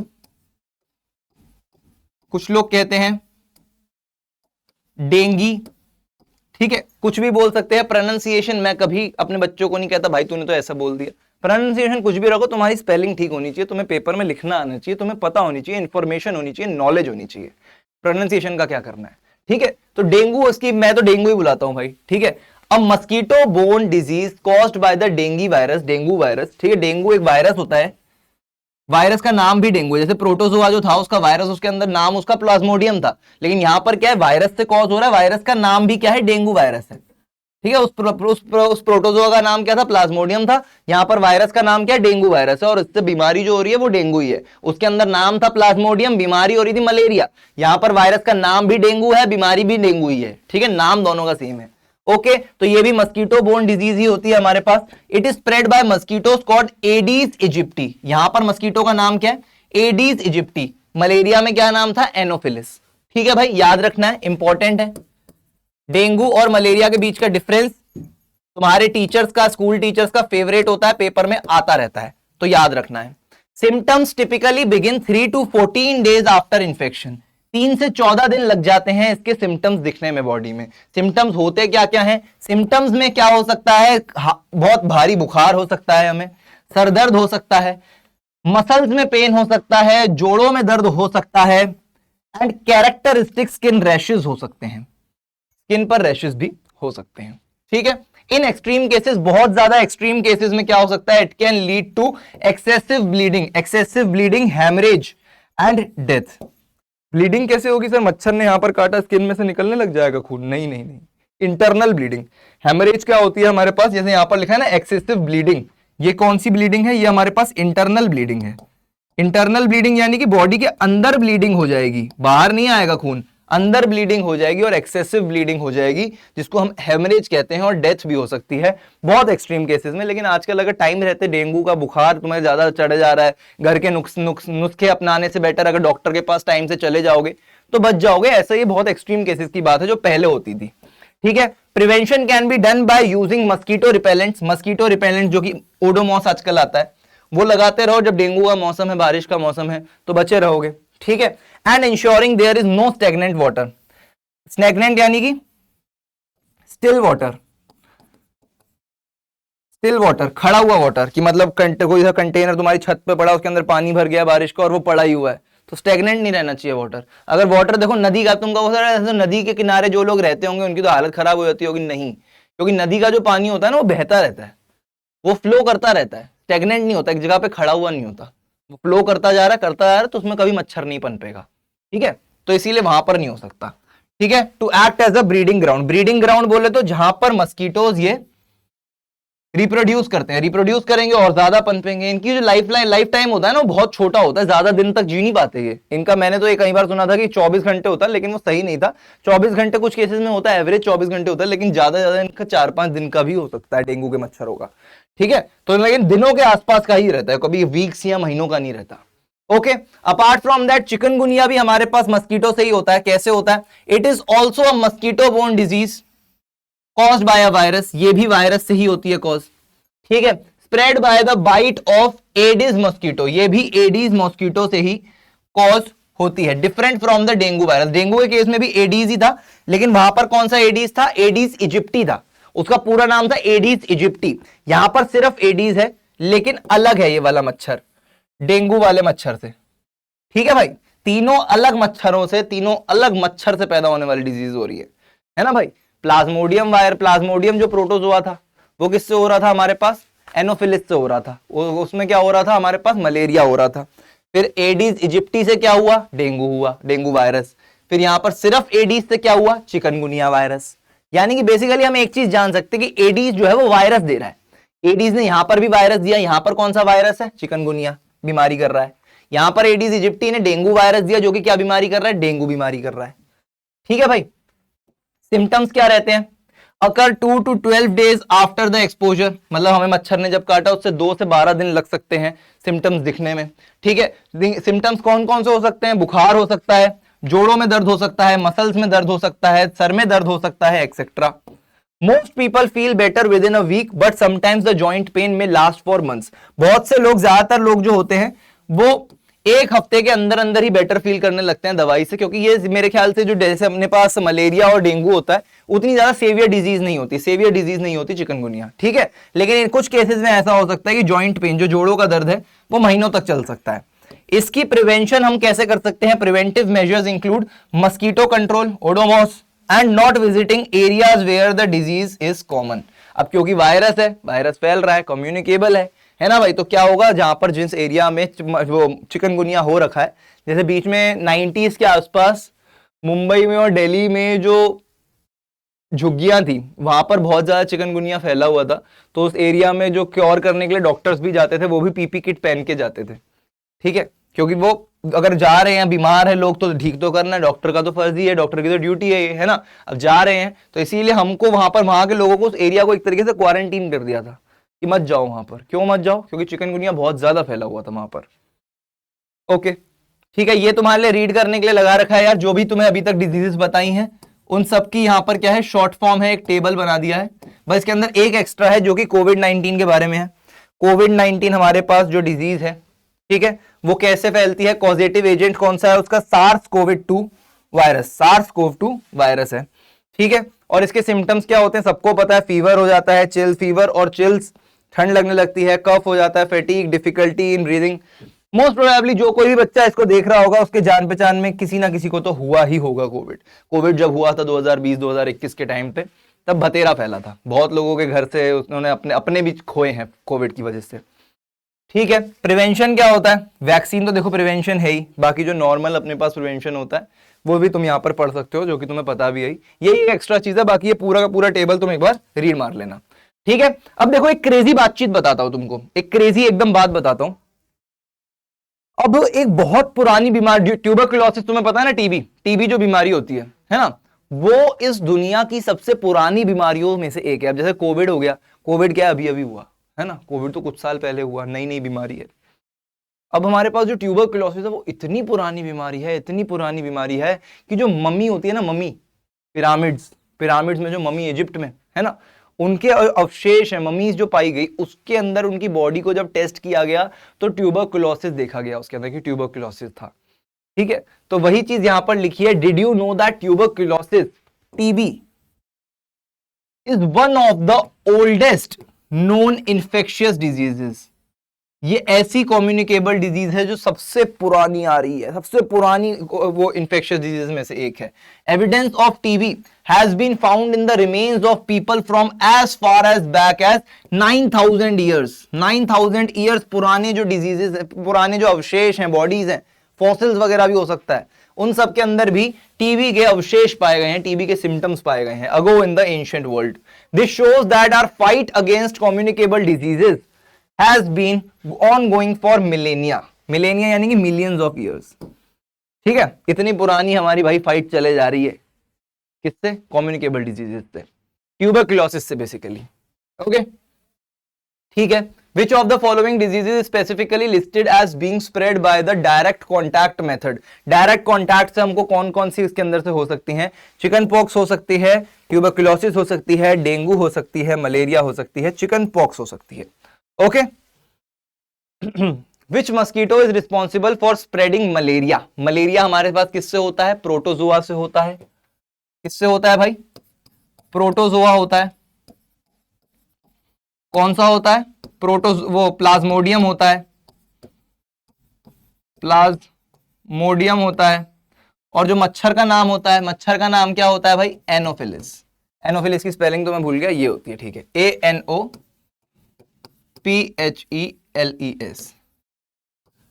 ठीक है भाई, anopheles, option B. Okay, what is the primary cause of acquired immunodeficiency disease, deficiency syndrome, AIDS? AIDS का जो हमारे पास प्राइमरी फैलने का जो सिम्टम होता है, प्राइमरी जो हमारे पास कॉज होता है वो क्या रहता है? Plasmodium protozoa? नहीं भाई, मलेरिया नहीं है। Aedes इजिप्टी mosquito? नहीं भाई, डेंगू भी नहीं है। Human immunodeficiency virus, yes, HIV जो वायरस होता है उसकी वजह से हमें एड्स हो सकता है, ठीक है। Prevention for dengue virus includes using mosquito repellents and ensuring there is no stagnant water. Why is controlling stagnant water important? ठीक है, stagnant water is where the plasmodium protozoan lives. नहीं भाई, यहां पर डेंगू की बात हो रही है, प्लाज्मोडियम प्रोटोजोन हमें क्या कॉज करता है, मलेरिया कॉज करता है, तो ये तो नहीं होगा। Stagnant water is the source of contaminated food, water में फूड का सोर्स कहां से आ जाएगा, नहीं बिल्कुल नहीं, मच्छर आकर के वहां की जो मछलियां होती हैं उसको नहीं खाते हैं, ठीक है, वो नहीं होगा। The aedes aegypti mosquito uses it as a breeding ground, yes, breeding ground यानी कि where they reproduce, where these mosquitoes reproduce, ठीक है। So option C will be the correct option. Alright, आगे बढ़ेंगे, ठीक है। Preventive measures for diseases, diseases को prevent करने के लिए हमें क्या क्या मेजर्स लेने चाहिए। पब्लिक हाइजीन की बात अगर करें, ये बिल्कुल एकदम बेसिक बातें हैं जो कि हम बचपन से पढ़ते हुए आ रहे हैं, एक बार जल्दी से इनको रीड मारेंगे। Public hygiene is as important as personal hygiene, जितनी हमारी पर्सनल हाइजीन इंपॉर्टेंट है, जितनी वहां पे गोकुलधाम सोसाइटी में चंपक चाचा वॉक करते हैं रात के टाइम पे, जितनी उनकी हेल्थ इंपॉर्टेंट है, उतनी ही पूरी की पूरी गोकुलधाम सोसाइटी अब्दुल से लेके अय्यर तक हर किसी की हेल्थ इंपॉर्टेंट है, ठीक है। It involves proper disposal of human excreta and domestic waste. अब मान लो तुम भाई अपने वॉशरूम में पॉटी करके आए, तुमने फ्लश नहीं किया, फ्लश काम नहीं कर रहा, एक और इंसान को पॉटी है, वॉशरूम तो जाना ही है, पॉटी करके आया वो भी, तीसरा गया, चौथा गया, पॉटी का पहाड़ बन गया, कितनी मच्छर आ जाएंगे, कितनी मक्खियां आ जाएंगी उसके ऊपर, कितनी बीमारियां फैल सकती है। And let me tell you one thing, let me tell you one fact, जब proper drainage systems, proper sewage systems इस देश में, इस दुनिया में नहीं आए थे, तब यही होता था घरों में। इंडियन वॉशरूम्स हुआ करते थे, वहां पर एक इंसान जाता था, हल्का होके आता था, दूसरा जाता था, हल्का होके आता था, तीसरा तीसरा तीसरा, ऐसे हर कोई अपना एक्सक्रीटा उठाता नहीं था, वहां पर कोई ड्रेनेज सिस्टम होते नहीं थे, फ्लश होता नहीं था, पानी अगर डाल भी दो तो वो जाएगा कहां पे, अंदर कुछ भी ऐसा कुछ भी ड्रेनेज सिस्टम, सीवर नहीं बने हुए हैं, होल्स होते ही नहीं थे, बस एक पॉट होता था थोड़ा सा गहरा सा, होल्स नहीं होते थे। फिर एक दिन में, 2 दिन में, एक हफ्ते में जाकर के वहां पर स्वीपर आते थे, और स्वीपर आकर के वो सारा का सारा जो हमारा ह्यूमन एक्सक्रीटा होता था वो उठा करके अपने ठेले में लेकर के जाते थे। ये होता था पहले के जमाने में, ठीक है, दिस वॉज द वे। तो सोचो पहले के जमाने में कितनी बीमारियां होती थी, लोग कहते थे पहले हमारे जमाने में इतने लंबे लंबे लोग जीते थे, इतनी ज्यादा उम्र होती थी, ये होता था कि बीमारियां नहीं होती थी। अब वो सब चीजें अलग हैं, पहले का मतलब रहन सहन भी अलग होता था, लेकिन पहले बीमारियां होती थी, इन चीजों की वजह से होती थी, लेकिन लोगों को पता नहीं होता था उस बीमारियों के बारे में, क्योंकि इतने पढ़े लिखे नहीं होते थे, ये बात है, ठीक है। तो दिस वॉज द सीन। अब तो हमको बड़ा शुक्रगुजार होना चाहिए, शुक्रगुजार होना चाहिए कि हम एक ऐसे दौर में पैदा हुए हैं जहां पर ये सारी फैसिलिटीज प्रोवाइडेड हैं, ठीक है। सोचो इंसान भाई हल्का होने गया, वहां पर भी उसका जीना दुश्वार हो रहा है, कि वहां पर जाकर के उसको ये ताजमहल के दर्शन करने पड़ रहे हैं, ठीक है। तो इसीलिए जो है उसका शुक्रगुजार रहना चाहिए, ओके। तो sewage and chemical waste should not be release directly into the water bodies, water bodies में डायरेक्टली हमें सीवेज और केमिकल वेस्ट जो होता है उनको डायरेक्टली रिलीज नहीं करना चाहिए। केमिकल वेस्ट जैसे कि तुम्हारी केमिकल लेबोरेटरीज है, वहां से जो वेस्ट तुम्हारे पास, तुमने एक्सपेरिमेंट किया, टाइट्रेशन का एक्सपेरिमेंट आगे जाकर के करोगे, ठीक है, उसके अंदर तुमने जो भी बनाया तुम सिंक के अंदर उसको डाल देते हो। अब देखो डायरेक्टली ना वो केमिकल्स वगैरह जो है उसके अंदर H2SO4 वगैरह, उनको डायरेक्टली हमें डिस्पोज नहीं करना चाहिए वाटर बॉडीज के अंदर, ठीक है, कि वाटर बॉडीज में माइक्रो ऑर्गेनिजम्स होते हैं, कुछ जीव होते हैं, उसका पानी फिल्टर होकर के हम खुद पीते हैं, तो वो गलत है, ठीक है, ऐसा नहीं करना चाहिए। Sewage should be chemically treated before being release to the avoid water borne diseases, जो पानी से पैदा होने वाली डिजीजेस हैं उसको वो ताकि ना फैलें, इसीलिए हमारे पास जो सीवेज होता है उसको केमिकली अच्छे से ट्रीट करना चाहिए, पहले केमिकल्स के साथ उसको पहले साफ करना चाहिए, एकदम प्योर वाटर बनाना चाहिए, उसको पानी पीने लायक बनाना चाहिए, ताकि वाटर बोर्न डिजीजेस ना हो सके।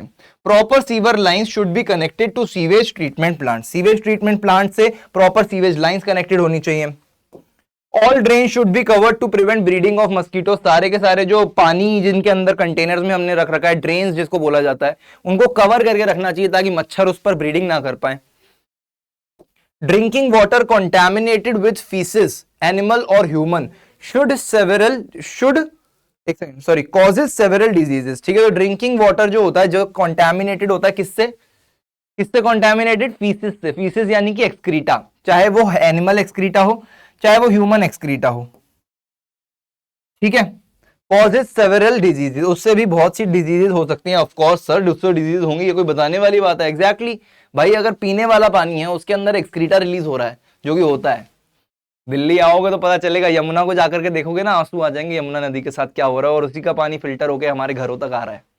ठीक है, तो वो चीज है, हो रहा है, सच है। अब क्या करें, पानी पीना भी तो है, पानी पीना भी तो है। पानी कहाँ से लाए? यमुना से ज्यादा दिल्ली के अंदर पानी का और कोई सोर्स ही नहीं है।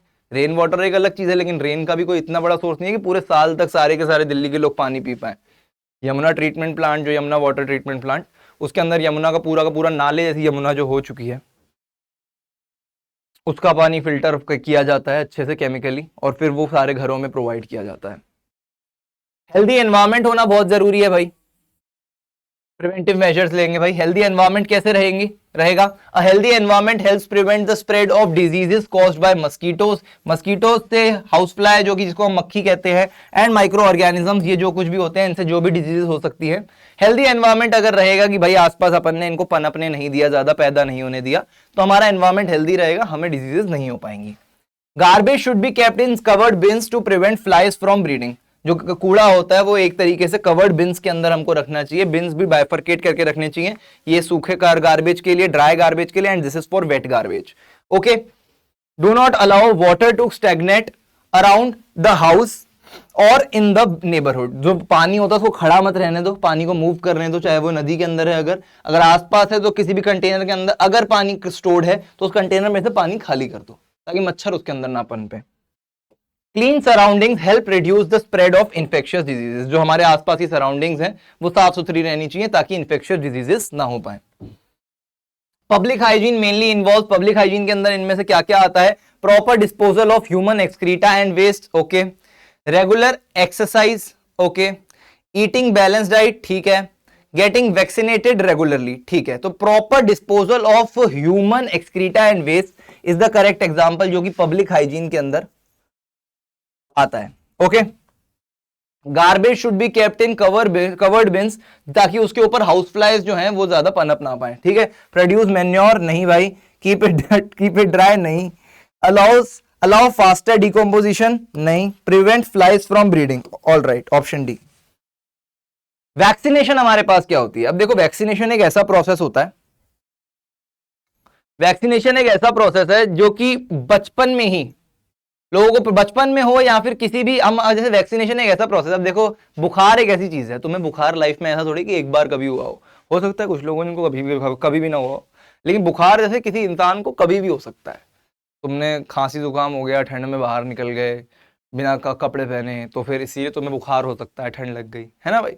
अब बुखार क्या है, लाइफ में तुम्हें मल्टीपल टाइम्स हो सकता है, बुखार की कोई वैक्सीन नहीं है, ठीक है। उसी तरीके से कुछ ऐसी बीमारियां होती हैं जो जिनकी वैक्सीन हो सकती है। जैसे कोविड है, कोविड कुछ लोगों को मल्टीपल टाइम्स हुआ था, ठीक है, लेकिन फिर उसके बाद उन्होंने वैक्सीन लगवाई तो उसके बाद उनको कभी भी नहीं हुआ, है ना। तो वैक्सीन एक ऐसा भाई क्योर है जिससे हम अगर एक बार ले ले तो हमको फिर वो बीमारी, वो डिजीज लाइफ में कभी नहीं लगेगी, ठीक है, लाइफ टाइम के लिए। तो idea of vaccine was first developed by Edward Jenner. Edward Jenner भाई साहब हमारे पास एक बायोलॉजिस्ट थे, केमिस्ट भी थे और बायोलॉजिस्ट भी थे, जिन्होंने 1749 से 1823 तक उनकी जिंदगी रही थी। उन्होंने हमको पहली बार बताया था वैक्सीनेशन के बारे में कि क्या होती है, ठीक है। He observed that milkmaids infected with cowpox did not get smallpox. Milkmaids का क्या मतलब है? गाय भैंस जो कि हमें मिल्क प्रोवाइड कर सकती है, मिल्क मेड्स, ठीक है। इन्फेक्टेड विथ काउपॉक्स, काउपॉक्स उस टाइम पे एक ऐसी बीमारी होती थी जो गाय भैंस के अंदर होती थी। जो काउपॉक्स है, जिन मिल्कमेड्स को, जिन गाय को, जिन भैंस को, जिनको काउपॉक्स है, उनके अंदर उन्होंने क्या किया, जिस इंसानों को वो था चिकन पॉक्स था, उनका ब्लड ले लिया, ठीक है, उससे एक उन्होंने वो बना लिया, कहते हैं इंजेक्शन बना लिया, एक मतलब स्पेसिमेन बना लिया बेसिकली, ठीक है, एक स्पेसिमेन बना लिया, और उस स्पेसिमेन को क्या किया, गाय की बॉडी के अंदर इंजेक्ट किया, जिसको काउपॉक्स था। उन्होंने क्या देखा कि काउपॉक्स जिस गाय को है उसको चिकन पॉक्स हो ही नहीं रहा। चिकन पॉक्स का उसके अंदर अगर मैंने स्पेसिमेन डाल दिया, अगर चिकन पॉक्स का वायरस मैंने उस गाय की बॉडी के अंदर डाल दिया जो कि ऑलरेडी काउपॉक्स से इन्फेक्टेड थी, उसको कुछ फर्क नहीं पड़ा, 0 सन्नाटा। यानी कि जो काउपॉक्स की वायरस की जो ताकत है वो स्मॉल पॉक्स वायरस की ताकत से ज्यादा बड़ी है, ठीक है। तो इसीलिए चिकन पॉक्स जिस बॉडी के अंदर है, ठीक है, देखो पहले क्या होता था, स्मॉल पॉक्स होता था, पहले चिकन पॉक्स बीमारी नहीं आई थी, स्मॉल पॉक्स का ही एक अपने पास सबसेट है चिकन पॉक्स, ठीक है। तो स्मॉल पॉक्स की बात कर रहा हूं, अगर मैं चिकन पॉक्स की बात करूं तो इसको सिमिलर लेकर के ही चलना, ठीक है। तो यानी कि उन्होंने क्या देखा कि जो काउ पॉक्स का हमारे पास जो वायरस था वो स्मॉल पॉक्स के वायरस से ज्यादा पावरफुल है। तो उन्होंने क्या किया, गाय की बॉडी के अंदर से काउ पॉक्स का जो वायरस था उसका एक स्पेसिमेन निकाल लिया, और जिन जिन इंसानों को स्मॉल पॉक्स था वैसे ही मर रहे थे बेचारे, उस टाइम पे क्योर था नहीं, है ना, वैसे ही मर रहे थे, तो उन्होंने बोला चलो करो भाई ट्राई, बच जाएंगे तो अच्छी बात है। तो उन्होंने क्या किया, उनकी बॉडी के अंदर स्मॉल पॉक्स जिनको था इंसानों को, उनके अंदर काउ पॉक्स इंजेक्ट कर दिया। अब काउ पॉक्स ऐसा वायरस था सिर्फ गायों को हो सकती है बीमारी, इंसानों को नहीं हो सकती है, ठीक है। तो भाई अब काउ पॉक्स होने के चांसेस थे ही नहीं, ज्यादा क्या होता, स्मॉल पॉक्स वाला बीमार इंसान स्मॉल पॉक्स के साथ ही मर जाता, काउ पॉक्स नहीं हो सकता था उसको। लेकिन जब हमने काउ पॉक्स वाला वायरस उसके अंदर डाल दिया, तो जस्ट बिकॉज काउपॉक्स वाला जो वायरस था वो स्मॉल पॉक्स वाले वायरस से ज्यादा पावरफुल था, तो उससे क्या हुआ, काउपॉक्स वाले वायरस ने इंसान की बॉडी में जाकर के, इन्फेक्टेड पर्सन की बॉडी में जाकर के स्मॉल पॉक्स के वायरस को मार दिया। अब बचा क्या उस बॉडी के अंदर, काउपॉक्स का वायरस बचा। लेकिन काउपॉक्स का वायरस तो इंसान के अंदर ज्यादा दिन रह ही नहीं सकता, क्योंकि कोई बीमारी कॉज ही नहीं कर सकता, वो काउस के लिए बना है ना, का गाय भैंस के लिए बना है। तो इसीलिए वो वायरस भी थोड़े दिन में खत्म हो गया और इंसान एकदम तंदुरुस्त वापस खड़ा हो गया, ठीक है। This was the idea introduced by mister Edward Jenner, ठीक है। तो Jenner tested this by injecting the material from the cowpox pustule. Cowpox का जो हमारे पास एक पेशेंट था, एक गाय जो थी उसकी बॉडी में से, into a boy. The boy did not gate small pox, ठीक है, स्मॉल पॉक्स उसको फिर नहीं हुआ, प्रूविंग द कंसेप्ट, ठीक है। उसको जो स्मॉल पॉक्स हुआ ही नहीं, एक बॉय की बॉडी के अंदर उसने डाला जिसको फिर उसके बाद कभी स्मॉल पॉक्स हुआ ही नहीं, ठीक है। तो Jenner coined the term vaccine for it. Vaccine उन्होंने टर्म निकाला from Latina vacca, Latin word वैका, लैटिन में एक वर्ड होता है वैका, वैकना नहीं है बेटा, ये वैका है, ठीक है। वैका एक वर्ड होता है लैटिन में, मीनिंग काउ, काउ होता है इसका मतलब। And the process was called vaccination, इस प्रोसेस को वैक्सीनेशन बोल दिया गया, ठीक है। His work was later confirmed by Louis Pasteur. Louis Pasteur नाम के एक इंसान थे जिन्होंने इनके काम को कंफर्म किया, हाँ यार जो भी काम किया एडवर्ड भैया ने बिल्कुल सही किया है, ठीक है। Who developed the vaccines for, इन्होंने फिर और बीमारियों के लिए वैक्सीन बनाई, जैसे anthrax, chicken pox, cholera. Chicken pox फिर बाद में बीमारी आई थी जिसके लिए लुइस पैस्चर ने वैक्सीन बनाई। तो अगर तुम्हारे पास एक सवाल आए कि स्मॉल पॉक्स के लिए वैक्सीन किसने बनाई, वैक्सीन की इन्वेंशन किसने करी, तो तुम्हें लिखना है एडवर्ड जेनर। लेकिन अगर पूछा जाए कि चिकन पॉक्स के लिए वैक्सीन किसने बनाई, तो तुम्हें क्या लिखना है, लुइस पैस्चर, ठीक है। इंपॉर्टेंट टॉपिक है, पेपर में वैक्सीनेशन पर एक क्वेश्चन आएगा ही आएगा, लिख के ले लो, ठीक है। आगे बढ़ेंगे, वैक्सीनेशन क्या है, ये अपने पास वैक्सीनेशन का प्रोसेस आ जाता है पूरा, जो कि बता चुका हूं तुमको, डेफिनेशन है। Scientifically this is called prophylaxis, ये क्या है, वैक्सीनेशन का साइंटिफिक टर्म है prophylaxis. And the material introduced is called vaccine. जो भी मटेरियल, जो भी इंजेक्शन, जो भी दवाई हम पिलाते हैं वो क्या हो जाती है, वैक्सीन उसको बोला जाता है, उस प्रोसेस को बोला जाता है वैक्सीनेशन या फिर प्रोफिलैक्सिस, ओके।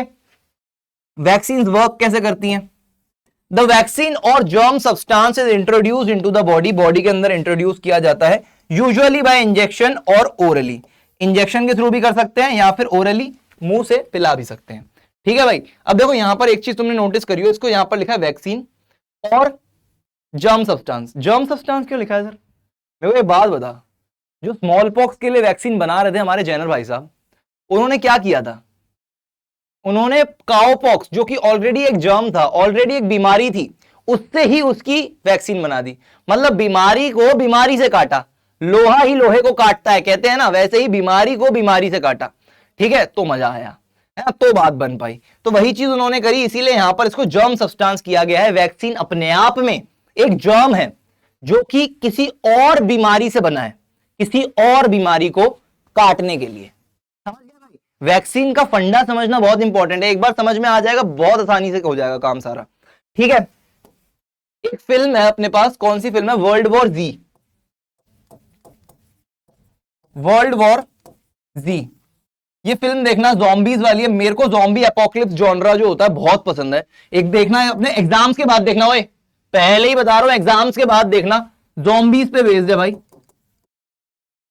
ठीक है। बहुत बढ़िया फिल्म है, ये फिल्म देखोगे ना, ये वैक्सीनेशन का पूरा प्रोसेस मस्त तरीके से समझ आ जाएगा, ठीक है, ओके। तो आगे बढ़ेंगे। It stimulates the white blood cells, ये हमारी बॉडी के अंदर जो व्हाइट ब्लड सेल्स होते हैं WBCs, जिनको हम क्या कहते हैं, बॉडी में सोल्जर्स भी कहते हैं। WBCs क्या होते हैं, हमारी बॉडी के सोल्जर्स होते हैं। हमारी ब्लड के अंदर 4 टाइप के सेल्स होते हैं, WBCs होते हैं, RBCs होते हैं, red blood cells, white blood cells 2 हो गए, प्लेटलेट्स होते हैं और प्लाज्मा होता है, ये 4 चीजें होती हैं। ठीक है, तो WBCs जो होते हैं हमारे पास, वो हमारी बॉडी के सोल्जर होते हैं, बीमारियों से बचाते हैं। तो भाई वैक्सीन हमने जो इंजेक्ट करी हमारी बॉडी में, वो क्या करेगी, व्हाइट ब्लड सेल्स को एकदम जगा देगी और क्या कहेगी कि भाई अब प्रोड्यूस करो एंटीबॉडीज। एंटीबॉडीज क्या होती हैं, प्रोड्यूस करो antibodies against that particular disease. Chicken pox हो रखा है, हमने क्या किया, चिकन पॉक्स की वैक्सीन बॉडी के अंदर डाली, उस वैक्सीन ने क्या किया, आ करके बॉडी के अंदर WBCs को रैप्टे पे रैप्टे लगाया। अबे जाग भाई, अरे भाई जाग जा, अब क्या करना है तेरे को, अब जाग गया भाई, अब बताओ क्या करना है भाई, जल्दी से एंटीबॉडीज रिलीज कर। किसके लिए, अरे किसको भगाना है, इस वायरस को, चिकन पॉक्स के वायरस को जल्दी से भगा, एंटीबॉडीज प्रोड्यूस कर। ठीक है, तो काम सारा कौन कर रहा है, काम करेगा WBC, लेकिन WBC को जागरूक किसने किया, जगाया किसने, इस वैक्सीन ने, जिसने आकर के इसको स्टिमुलेट कर दिया। ठीक है, वैक्सीन आकर के WBC को जगाती है, WBC एंटीबॉडीज प्रोड्यूस करता है, एंटीबॉडीज क्या करती हैं, चिकन पॉक्स के वायरस को मार देती हैं। ठीक है, ये पूरा प्रोसेस होता है वैक्सीन का। वैक्सीन इस तरीके से वर्क करती हैं। These antibodies help the body fight real infection later. ठीक है, ये जो एंटीबॉडीज हैं, ये रियल जो इन्फेक्शन होगा हमारी बॉडी का, उससे बाद में फाइट करने के लिए काम आती हैं। और ये एंटीबॉडीज बॉडी में जब भी हमारे पास वो इन्फेक्शन फिर से आने लगता है, ये एंटीबॉडीज फिर से निकलने लगती हैं व्हाइट ब्लड सेल्स से। ठीक है, और वो वायरस आता ही नहीं है हमारी बॉडी में।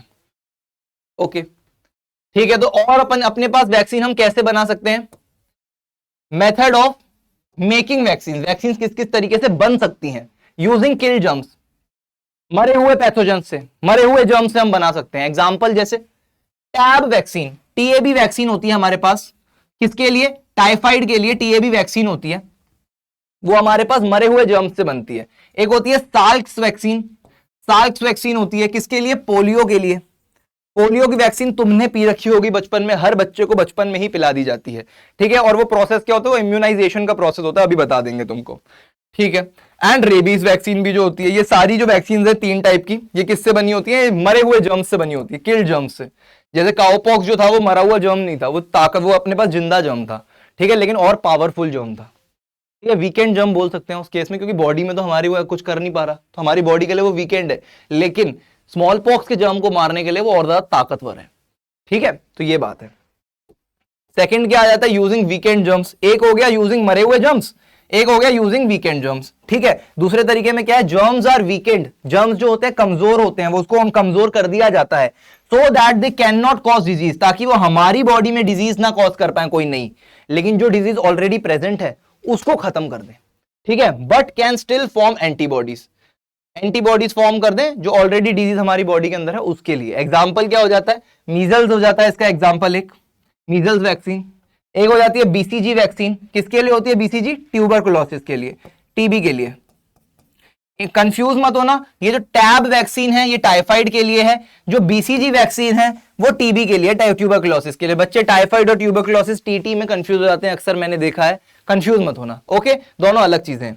Apart from that, using fully virulent live germs, पूरे के पूरे जिंदा एकदम होशो आवाज वाले जर्म्स से हमने क्या बना दी, नई वैक्सीन बना दी। कैसे बनाएंगे सर, कैसे, एग्जाम्पल क्या है सर इसका, स्मॉल पॉक्स वैक्सीन ही ले ले भाई तू, जो शुरू में जेनर भाई साहब ने बनाई थी। काउपॉक्स हमारे पास क्या था, अच्छा खासा तंदुरुस्त वायरस था, ताकत वाला, लेकिन क्या था वो, काउपॉक्स इंसानी शरीर में हो ही नहीं सकता, तो उसको हमने यूज करके क्या किया, हमने स्मॉल पॉक्स के वायरस को मार दिया। ठीक है, स्मॉल पॉक्स वैक्सीन जो थी बनी किससे थी, काउपॉक्स वायरस से बनी थी। तो इसके अंदर नोट ये बहुत इंपॉर्टेंट है कि smallpox vaccinations are no longer given. अब इन वैक्सीनेशंस को और नहीं देते हैं, क्यों नहीं देते हैं, because the disease has been eradicated from India. India क्या, from world also it has been eradicated. अब स्मॉल पॉक्स इस दुनिया में कहीं पर किसी को नहीं होता है। स्मॉल पॉक्स अब एक भी इंसान नहीं बचा है, वो वायरस ही खत्म हो चुका है। तो वायरस अगर खत्म ही हो चुका है तो एक बॉडी से दूसरी बॉडी में ट्रांसफर ही नहीं होगा, तो बीमारी हो ही नहीं रही अब किसी को, इसीलिए अब ये वैक्सीन दी नहीं जाती है। ओके, टॉक्सोइड्स क्या होते हैं, बहुत इंपॉर्टेंट बात है, इंपॉर्टेंट है ये वाला पॉइंट। टॉक्सोइड्स क्या होते हैं, use for diphtheria and tetanus. Diphtheria एक बीमारी होती है, टेटनस तो तुम्हें पता ही है, टेटनस का इंजेक्शन लगवाते हैं। वो अपने पास क्या होता है, टॉक्सॉइड से बनती है वो वाली इंजेक्शन, वो वाली वैक्सीन, ठीक है। टॉक्सॉइड, और देखो ये वाली जो टेटनस वाली होती है वो 6 महीने से 1 साल के बीच तक लास्ट करती है। अब ऐसी वैक्सीन भी हैं जो लाइफ टाइम नहीं चलती, कुछ ड्यूरेशन के लिए चलती है, लेकिन उस दौरान तुमने एक बार लगवा ली है, कोई टेंशन वाली बात नहीं है, ठीक है। टॉक्सॉइड्स आर डिटॉक्सिफाइड बैक्टीरियल टॉक्सिन्स, ये जो डेफिनेशन है बहुत इंपॉर्टेंट है, पेपर में आएगी। Toxoids are detoxified bacterial toxins, bacteria की जो टॉक्सिक मटेरियल होता है, बैक्टीरिया जो होते हैं टॉक्सिक बैक्टीरिया, ठीक है, उनको हमने डिटॉक्सिफाई कर लिया मेडिकली, ठीक है। डिटॉक्सिफाई यानी कि उसके टॉक्सिन सारे रिलीज कर दिए हैं, खत्म कर दिए हैं। फिर उनसे हमने क्या बनाई है, एक दवाई बनाई है जिससे एंटीबॉडीज बॉडी में प्रोड्यूस हो सकती हैं, जिनको हम एंटी टॉक्सिन्स कहते हैं, ठीक है। वो हमारे पास क्या होती हैं, टॉक्सॉइड्स होते हैं, ओके। और आजकल एक ये नोट लिखा हुआ है यहाँ पे, नोट में क्या लिखा हुआ है भाई, कि एफर्ट्स किए जा रहे हैं आजकल एड्स की, आजकल तो क्या बहुत सालों से किए जा रहे हैं एड्स की वैक्सीन बनाने के लिए, लेकिन आज तक उस पर कोई अच्छा खासा ठोस रिजल्ट प्राप्त नहीं हुआ है, ओके। आगे बढ़ेंगे। The first successful vaccine was developed by Jenner भाई साहब, Edward Jenner, option B.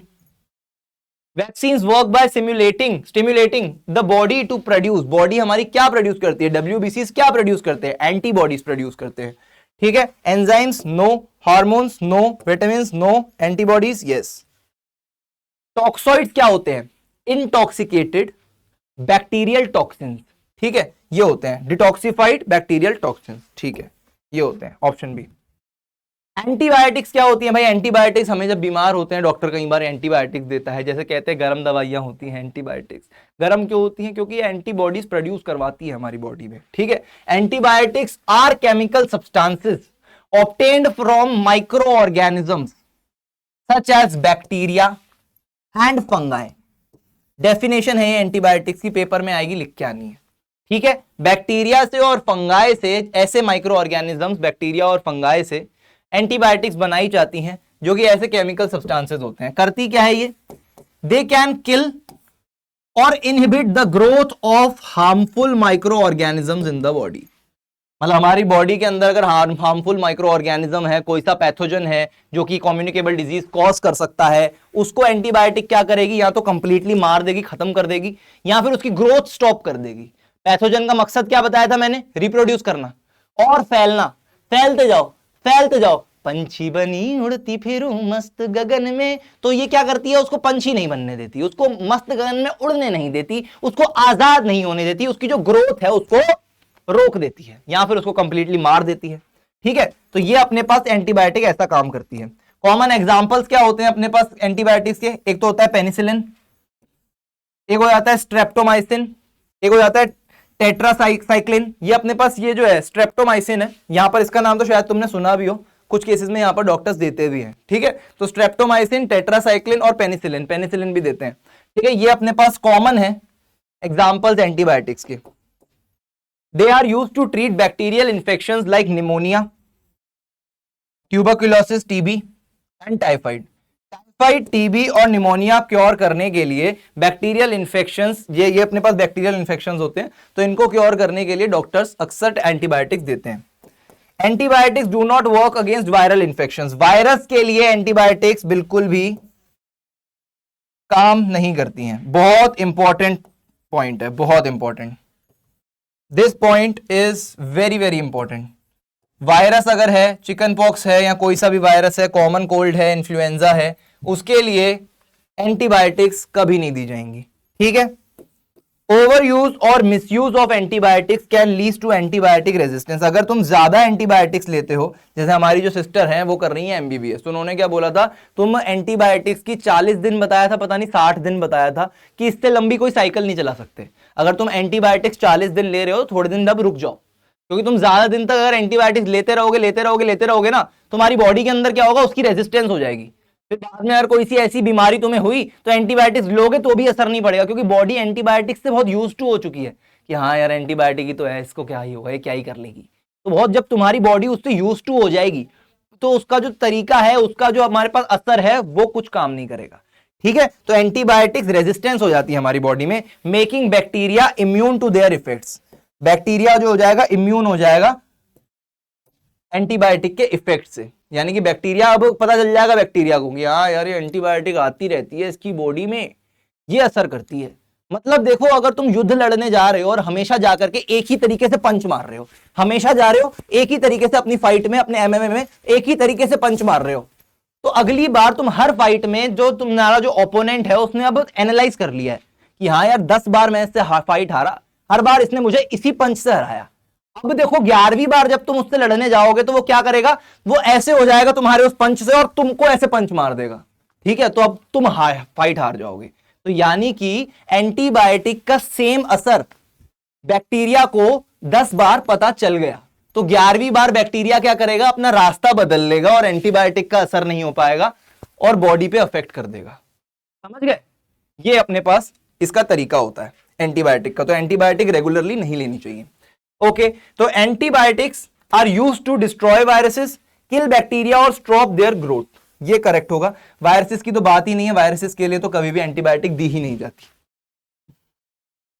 Over use of antibiotics can lead to antibiotic resistance, option B.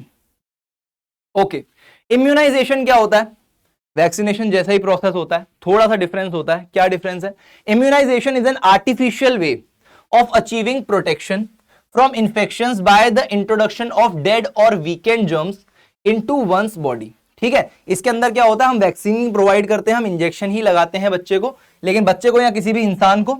लेकिन इसके अंदर से अपने पास वैक्सीनेशन में क्या होता था, बहुत सारे तरीके होते थे वैक्सीन बनाने के, है ना, वीकेंड जर्म्स से, डेड जर्म्स से, लाइव जर्म्स से, टॉक्सॉइड से, है ना।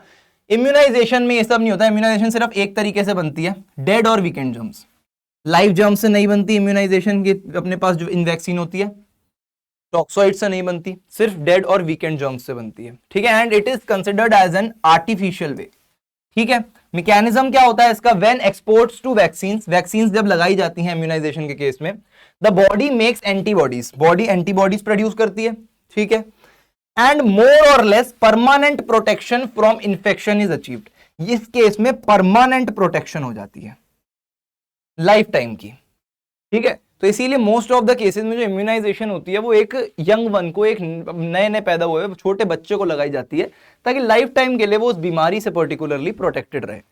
ठीक है भाई, प्रोसेस क्या रहता है इसका, it is a process by which the body of an individual is made resistance to a specific disease by vaccination. Vaccination के थ्रू ही रेजिस्टेंट कर रहे हैं हम उसको, उस डिजीज को लेकर के। इस प्रोसेस को हम कहते हैं इम्यूनाइजेशन। ओके है, ओके है जी। बेनिफिट क्या है इसका, immunization has decrease the number of people susceptible to various diseases in the world. हमारे पास जो भी लोग थे सस्केप्टेबल यानी कि प्रोन थे किसी भी डिजीज को लेकर के, उनका नंबर घटा दिया इम्यूनाइजेशन के प्रोसेस ने, क्योंकि वो पैदा हुए, हमने उनमें इंजेक्शन लगा दिया भाई उस बीमारी को, वो बीमारी उनको हुई नहीं, वो सस्केप्टेबल रहे नहीं, वो प्रोन रहे नहीं उस बीमारी के लिए, तो इसीलिए उनका नंबर घट गया। ठीक है, program in India the immunization program is under way to immunize infants against tetanus. Tetanus के लिए इंडिया में बच्चे को, छोटे बच्चे को मतलब इम्यूनाइज करने के केस ऐसा है कि मतलब ऐसी वैक्सीन बनाई जा रही है। अब टेटनस का, जैसे मैंने तुमको बताया, 6 महीने से 1 साल तक का रहता है ड्यूरेशन। उसके बाद तुमको फिर से चोट लगती है। अब देखो, मान लो मेरे को आज चोट लगी, मेरे को 4 महीने बाद फिर चोट लगी, मैंने आज की चोट में अगर लगवा लिया टेटनस का इंजेक्शन, वैक्सीन लगवा ली, तो 4 महीने वाली बाद चोट की मेरे को टेटनस का इंजेक्शन लगवाने की कोई जरूरत नहीं है। लेकिन मान लो मेरे को आज चोट लगी, उसके बाद 4 महीने बाद लगी, 6 महीने बाद लगी, अभी भी जरूरत नहीं है, तो उसके बाद मेरे को कब लगी, 13 महीने बाद लगी। तो अब मेरे को 13वें महीने वाली जो चोट होगी ना, तब मेरे को वापस टेटनस लगवाना पड़ेगा। तो इम्यूनाइजेशन यानी कि हमें टेटनस की ऐसी वैक्सीन बनाई जा रही है, इसकी अंडर प्रोसेस है कि भाई टेटनस की हम ऐसी वैक्सीन बना ले कि हम एक बार लगा दें और लाइफ टाइम का खेल खत्म। एक बार लगवा ली ना टेटनस की वैक्सीन, अब लाइफ टाइम तुम्हें जितनी चोटें खानी है खा लो, टेटनस के इंजेक्शन लगवाने की, वैक्सीन लगवाने की कोई जरूरत नहीं है। ठीक है, तो टेटनस के साथ ऐसा हो रहा है, डिप्थीरिया के साथ ऐसा हो रहा है, वूपिंग कफ के साथ ऐसा हो रहा है, मम्प्स एक बच्चों में बीमारी होती है उसके साथ ऐसा हो रहा है, मीजल्स के साथ हो रहा है, टीबी के साथ हो रहा है, एंड पोलियो के साथ हो रहा है। पोलियो का तो केस जैसे बच्चे को, छोटे बच्चे को ही पोलियो की दवाई पिला दी जाती है। टीबी के लिए बहुत ज्यादा हो रहा है। टीबी के लिए गवर्नमेंट बहुत स्ट्रिक्टनेस के साथ टीबी के अलग हॉस्पिटल्स बनवा रखे हैं इनफैक्ट गवर्नमेंट ने, कि टीबी ज्यादा फैले ना लोगों के अंदर, और वैक्सीन के थ्रू जल्दी से जल्दी TB free India, tuberculosis free India बन जाए। ठीक है, पल्स पोलियो एक ऐसा प्रोग्राम था जो चलाया गया था कुछ साल पहले और आज तक चल रहा है। The pulse polio program is still going on in full swing अच्छे से आज भी चल रहा है वो प्रोग्राम, एमिंग टू इरेडिकेट यानी कि बिल्कुल खत्म कर दिया जाए पोलियो को फ्रॉम द कंट्री। ठीक है, उस प्रोग्राम का नाम क्या है? पल्स पोलियो प्रोग्राम है, पेपर के अंदर आएगा तो तुमको लिखना है। ठीक है, पल्स पोलियो प्रोग्राम एक ऐसा प्रोग्राम है जो कि इंडिया में चलाया जा रहा है काफी सालों से, ताकि पोलियो मुक्त भारत बनाया जाए। ओके, फर्स्ट एड क्या होता है हमारे पास भाई? फर्स्ट एड एक इमीडिएट हेल्थ होती है, इमीडिएट हेल्प होती है, इमीडिएट कॉज होता है कि जैसे थोड़ी सी भी हमको दिक्कत होगी, जब तक डॉक्टर आए, जब तक एम्बुलेंस आए, तब तक अपन ऐसा कुछ कर दे कि ताकि ये इंसान सेफली थोड़ा सा बच जाए, थोड़ी देर के लिए इसको टाइम प्रोवाइड कर दे हम कि भाई ठीक रहे। ठीक है, वो फर्स्ट एड होता है हमारे पास।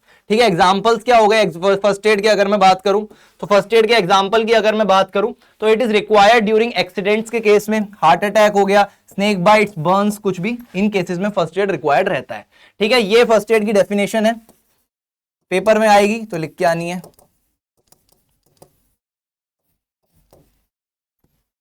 ओके, तो फर्स्ट एड के हमारे पास फॉलोइंग चीजें होती हैं, फॉलोइंग सिम्टम्स के लिए, फॉलोइंग डिजीजेस के लिए, फॉलोइंग कॉजेस के लिए, है ना, प्रोसीजर्स के लिए हमारे पास, मेडिकल कंडीशंस के लिए ये फर्स्ट एड हम कर सकते हैं। फीवर के केस में हम क्या कर सकते हैं? ठीक है, इफ बॉडी टेम्परेचर, अगर बॉडी का टेम्परेचर 98.6 डिग्री फ़ारेनहाइट से ज्यादा है तो हमें फीवर है, इसका मतलब ये है। ठीक है, उसके लिए हम क्या कर सकते हैं? हम आइस पैक लगा सकते हैं सर के ऊपर ताकि बॉडी का टेम्परेचर थोड़ा कम हो जाए।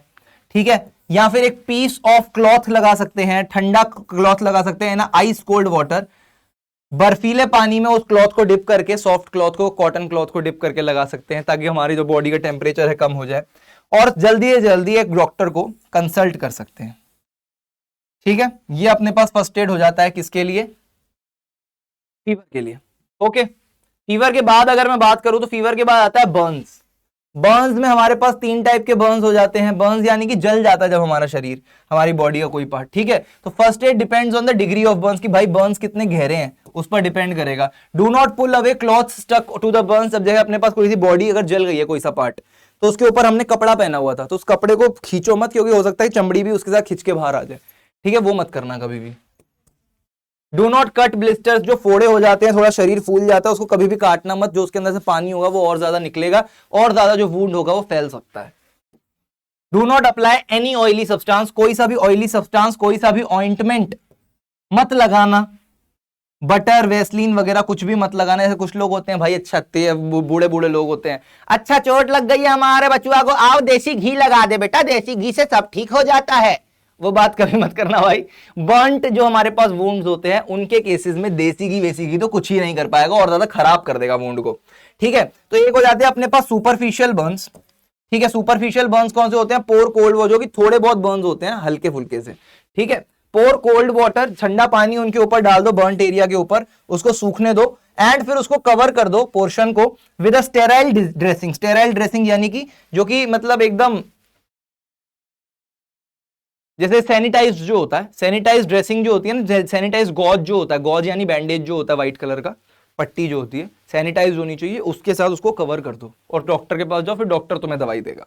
ठीक है, डीप बर्न्स जो होते हैं, थोड़े से गहरे बर्न्स होते हैं, उस केस में क्या होगा? नेवर यूज वाटर, कभी भी पानी मत डालना, पानी डालोगे चमड़ी पानी के बहाव के साथ निकल के बाहर आ जाएगी, कभी मत करना जब गहरे बर्न्स हैं तो। ठीक है, never use water and cover the injured part with dressing, बस सिंपली उसके ऊपर ड्रेसिंग लगा दो और डॉक्टर के पास भग लो जितनी जल्दी जा सकते हो।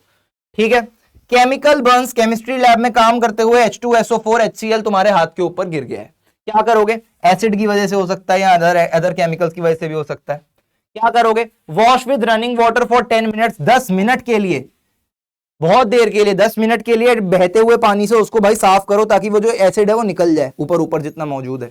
ठीक है, and then cover it with dressing, फिर उसको ड्रेसिंग से कवर कर लो। ड्रेसिंग क्या होता है पता है ना सबको? ड्रेसिंग यानी पट्टी करना। ड्रेसिंग जो प्रोसेस होता है वो क्या होता है? पट्टी करना।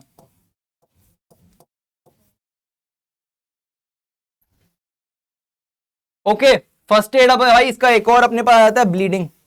एक मिनट यार रुकना जरा, हर किसी के ऊपर 1 1 लिखा हुआ है, थोड़ा कंफ्यूज मत होना।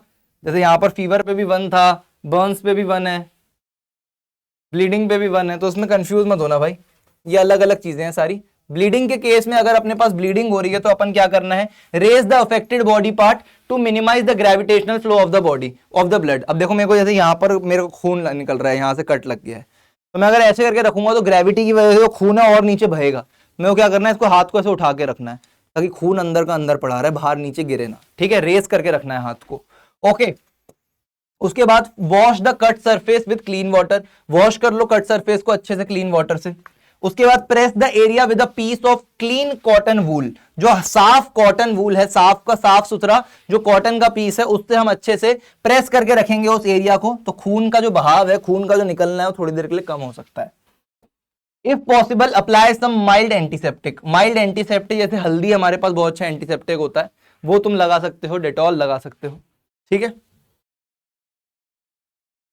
फ्रैक्चर अगर हो जाता है तो फ्रैक्चर के केस में तुमको क्या करना है, सपोर्ट देना है, जिस भी पार्ट में फ्रैक्चर हुआ है उस पार्ट को सपोर्ट करके रखना है। एक तुमको तरीका बताता हूं, मुझे 5th क्लास में अपनी एक मैम ने बताया था स्कूल में, जब भी किसी बच्चे को कोई फ्रैक्चर हो जाए, जब तक डॉक्टर के पास उसको लेके जाएं, अगर हाथ में फ्रैक्चर है तो क्या करना है, एक बुक ले लो, बुक को ऐसे रैप कर लो अपने आसपास, पतली सी, जीके की बुक तुम्हारी बहुत पतली होती होगी, जीके अभी तक पढ़ते हो, वैसे हमारे टाइम पे होता था 5th क्लास में जीके पढ़ते थे, जीके की बुक हो गई, आर्ट एंड क्राफ्ट की बुक हो गई, कंप्यूटर की बुक हो गई, पतली बुक्स होती हैं जो बेसिकली, उनको ऐसे रैप कर लो अपने हाथ के अराउंड। और आई कार्ड होता है ना, आई कार्ड को ऐसे करके अपने गले के अंदर तो है ही आई कार्ड के अंदर हाथ को ऐसे फंसा लो, तो हाथ को ना सपोर्ट मिल जाएगा, ठीक है। फिर जाओ डॉक्टर के पास जब तक जाना, तो सपोर्ट एक मिला रहेगा, हाथ तुम्हारा डिसलोकेट नहीं होगा, ठीक है। तो ले द विक्टिम कंफर्टेबली, जब भी फ्रैक्चर हुआ है तो कंफर्टेबली उस पेशेंट को लेटा दो पहले तो। उसके बाद लूजन और रिमूव द क्लोथ्स, क्लोथ्स आराम से उतार दो, बहुत आराम नाल, क्योंकि भाई क्लोथ्स उतारोगे तब जाकर थोड़ा रिलीफ मिलेगा, थोड़ा आसानी से वो अपने हाथ को या पैर को जहां पर भी फ्रैक्चर हुआ है कंफर्टेबली प्लेस कर पाएगा।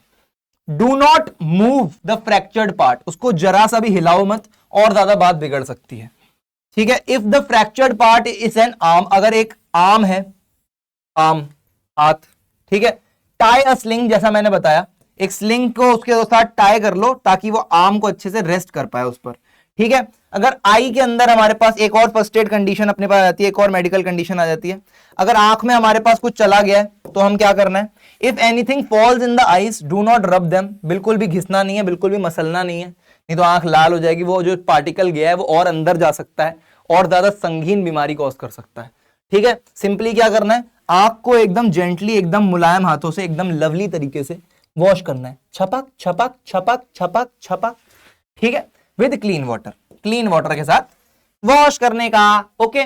फिर एक और अपने पास मेडिकल कंडीशन आ जाती है अनकॉन्शियसनेस की, बेहोशी। सर बेहोश तो वो करके गई थी मुझे, अरे बेटा वो बेहोशी अलग होती है, ये अलग होती है, कैसी बातें कर रहा है, बिल्कुल ही ठीक है।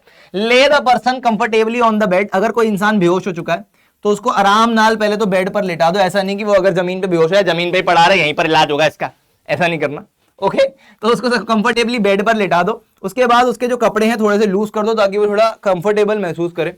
उसके बाद let fresh air come into the room, ठीक है, जो फ्रेश एयर है उसको कमरे में आने दो, उसके आसपास झुंड बना के मत खड़े रहो, वो और ज्यादा कॉन्शियस हो जाएगा, और ज्यादा अनकॉन्शियस हो जाएगा, सॉरी, ठीक है। स्वॉलोइंग पॉइजन, अगर किसी ने पॉइजन लेने की कोशिश करी है तो तुमको क्या करना है, जल्दी जल्दी उसको सबसे पहले तो वॉमिट करवाने का ट्राई करवाना है, उसको कुछ ऐसा दो जिससे वो वॉमिट करने लगे, ठीक है, वॉमिट करे जिससे वो, जैसे मतलब कुछ केसेस ऐसे होते हैं कि उंगली डाल करके गले तक अंदर से वॉमिट अपने आप आती है, तो वॉमिट करवाने का उसको ट्राई करो सबसे पहले तो, ठीक है। Make the patient drink as much as salt water, नमकीन पानी जो होता है उस जितना ज्यादा पिला सकते हो उतना पिलाओ, ताकि वो नमकीन पानी उसके अंदर से जो टॉक्सिक्स है उसको बाहर निकाल पाए, पॉइजन को बाहर निकाल दे, okay.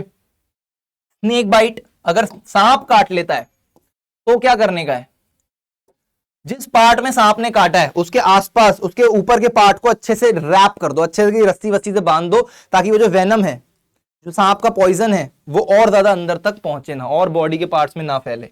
Immediately squeeze out some blood, सबसे पहले तो देखो स्क्वीज आउट कर दो ब्लड को, जिस पार्ट में तुमने मूवीज वगैरह में देखा होगा सांप काट लिया तो भाई वहां से उस एरिया से चूसते हैं ऐसे ब्लड को, ऐसे मत करना भाई, उसकी चूस लिया और फिर खुद पी लिया, फिर तुम बीमार हो जाओगे, तुम्हारे अंदर सांप का पॉइजन आ जाएगा। उसको चूस करके उस ब्लड को निकाल दो, अपनी बॉडी से थूक दो, ठीक है, आसपास, ताकि वो उसके अंदर और ना फैल जाए, ठीक है। Squeeze out some blood from the wound, apart from that tie a tourniquet, tourniquet ये वर्ड तो पहली बार सुन रहा हूं मैं, ठीक है। टॉर्निक्वेट यानी कि मतलब अपने पास कोई सी भी बांधने वाली चीज, रोप हो गई, जिप टाई हो गई, है ना, कोई भी अपने बेल्ट हो गई, ठीक है। Tourniquet tightly above that spot, उस स्पॉट के ऊपर टाइटली बांध दो उसको, to prevent the spreading of venom, to prevent the spreading of venom, venom यानी poison, into the blood stream.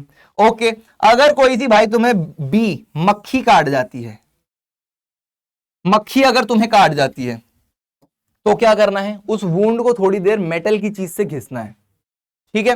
Pull out the sting if it still in the wound, अगर wound के अंदर वो स्टिंग ऑलरेडी है, sting यानी कि थोड़ा सा एक मटेरियल वो छोड़ के चली जाती है जो बी होती है, ठीक है, वो अगर अभी भी है उसको सबसे पहले तो निकाल लो। कैसे निकालोगे, मेटालिक कोई सी चाबी वाबी है तुम्हारे पास तो उससे उसको घिसने लग जाओ, ठीक है। स्क्वीज आउट सम ब्लड, थोड़ा खून उसको बाहर निकाल लो, to force out the venom, ताकि जो जहर है वो बाहर निकल जाए।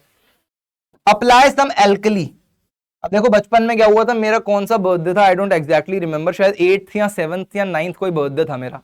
हम फैमिली डिनर करने गए थे, वहां से वापस आ रहे थे, तो मैं ऐसे ही बैठा बाहर खड़ा हुआ था रेस्टोरेंट के, और मेरे को रात के टाइम पे पता नहीं क्या हुआ, कोई ततैया था या मक्खी थी, वो काट के गाल पे चली गई, और मैं बहुत रो रहा था, बहुत रो रहा था। पापा कहते हैं रोने वाली क्या बात है, तेरे को बर्थडे गिफ्ट दे गई है, पप्पी दे गई है तेरे को, मधुमक्खी मधुमक्खी ठीक है। तो पापा साइड में गए, पान की दुकान से जाकर के चूना लेकर के आए। चूना क्या होता है, उसके अंदर एल्कली होती है, बेसिक मटेरियल होता है चूना जो होता है, ठीक है। क्या होता है, एक minute, let me remember the formula, calcium carbonate होता है वो, ठीक है, Ca2CO3, Ca2CO3, यस, CaCO3 होता है, CaCO3 होता है, या फिर Ca2CO3 होता है, कैल्शियम कार्बोनेट होता है बेसिकली, ठीक है। चूना जो होता है एल्कली होता है, बेसिक होता है मटेरियल, तो उसको लगाने से क्या होता है, जो डंक होता है, जो हमारे पास बी स्टिंग होता है, उसके अंदर एसिड मटेरियल होता है, एसिडिक मटेरियल होता है, तो जब हम उसके ऊपर बेस अप्लाई करते हैं तो वो क्या होता है, न्यूट्रलाइज हो जाता है, इन्फेक्शन नहीं होता, दिक्कत नहीं होती है, ठीक है। तो ये हमारे पास सिस्टम होता है, तो इसलिए एल्कली लगा लेनी चाहिए, लाइक बेकिंग सोडा भी लगा सकते हैं,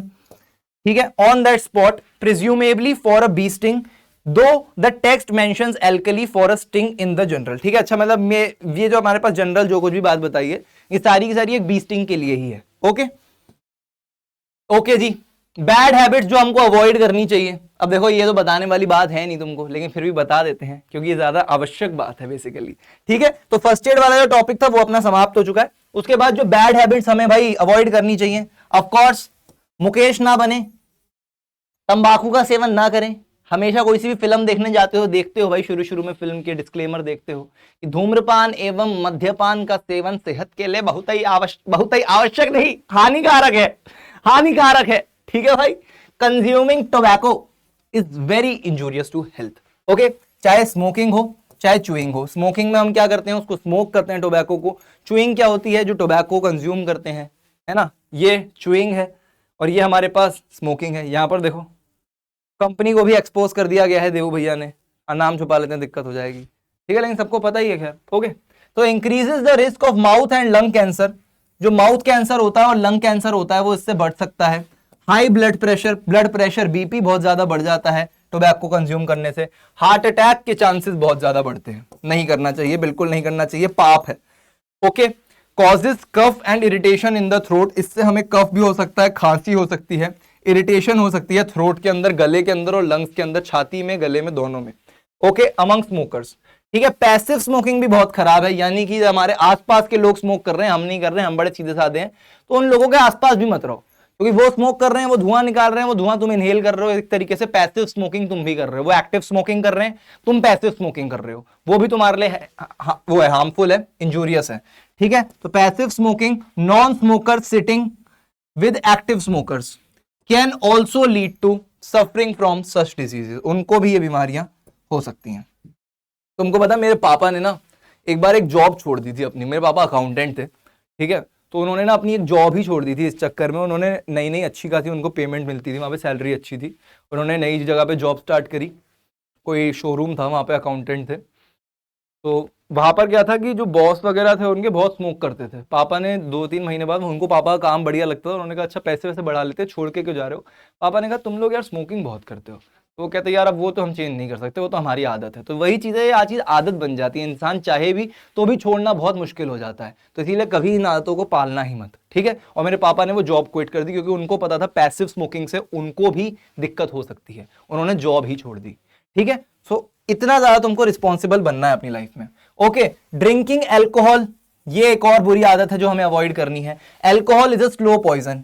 स्लो पॉइजन क्यों बोला गया है, तुम पीते रहोगे, थोड़ा थोड़ा करके पीते रहोगे, थोड़ा थोड़ा पीते रहोगे, तुमको लगेगा तुम्हें कुछ नहीं हो रहा, धीरे धीरे करके तुम्हारी आदत बढ़ने लग जाएगी। लाइफ लॉन्ग में, लॉन्ग रन में अल्कोहल तुम्हें इतना ज्यादा बर्बाद कर देगा, इतना तुम्हारी बॉडी को खराब कर देगा कि फिर कुछ नहीं हो पाएगा, फिर कोई इसका इलाज भी नहीं रहेगा, ठीक है। Affects the mental and physical processes, mental और फिजिकल प्रोसेसेस को अफेक्ट करता है हमारी बॉडी के, स्लो कर देता है हमारा सिस्टम, ठीक है। May cause damage to the nervous system, nervous system को डैमेज पहुंचा सकता है, ब्लड वेसल्स को डैमेज पहुंचा सकता है, किडनीज को डैमेज पहुंचा सकता है, एंड स्टमक को भी डैमेज पहुंचा सकता है। स्टमक में बेसिकली लीवर बहुत ज्यादा अफेक्ट हो जाता है एल्कोहल से, ठीक है। Excess alcohol causes damage to the liver, जैसा मैंने बताया, and get stored as fat, fat की फॉर्म में लिवर के अंदर हमेशा के लिए स्टोर हो जाता है और लिवर को पूरा डैमेज कर देता है।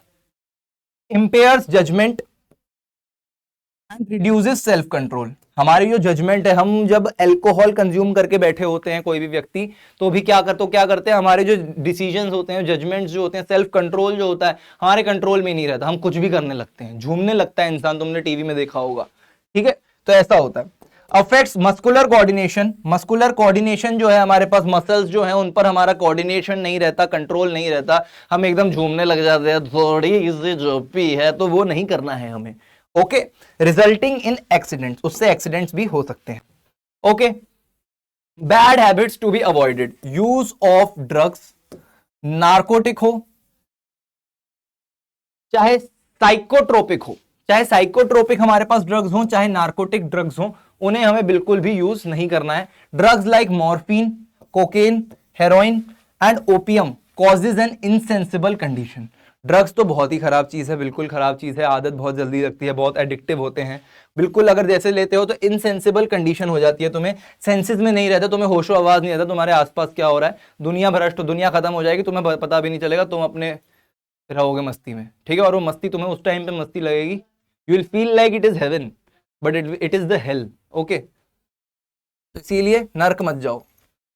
Cause serious damage to the nervous system, nervous system को सीरियस डैमेज पहुंचता है, and other organs of the body, other organs जो है बॉडी के उनको भी डैमेज पहुंचता है।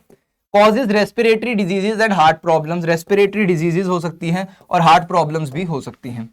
Habitual use leads to addicts finding it hard, addicts जो होते हैं उनको बहुत ज्यादा दिक्कत हो सकती है इनका हैबिचुअल यूज से। हैबिचुअल यूज यानी कि रोजाना कंटिन्यूअस यूज हो रहा है हमारे पास जब अगर ड्रग्स का, तो उसकी इतनी हैबिट पड़ जाती है एडिक्ट्स को कि वो कभी भी फिर इसको गिव अप नहीं कर पाते हैं, and suffering from a variety of health problems and even early death, अल्पायु बन जाते हैं, जल्दी उनकी डेथ भी हो जाती है, ये तक हो सकता है, ओके भाई। What does the body make when exposed to vaccines? Vaccine जब बॉडी के अंदर लगाई जाती हैं तो बॉडी क्या बनाती है? वीकेंड जर्म्स बनाती है, डेड जर्म्स बनाती है, एंटीबायोटिक्स, एंटीबॉडीज बनाती है, नार्कोटिक्स बनाती है। ऑफ कोर्स एंटीबॉडीज बनाती है, किससे बनवाती है? WBC से बनवाती है। What is the initial action recommended for a patient suffering from high fever? High fever है तो क्या करेंगे? आइस पैक रख देंगे उसके माथे पे या फिर एक ठंडी पट्टी लगा देंगे, ठीक है। Consult a doctor immediately without any delay. Give the patient an oily substance to drink, बिल्कुल भी नहीं। अप्लाई एन आइस पैक और cloth dipped in ice cold water on the forehead, option C. Excess alcohol causes damage to which organ by getting stored in the form of fat? Liver, option D.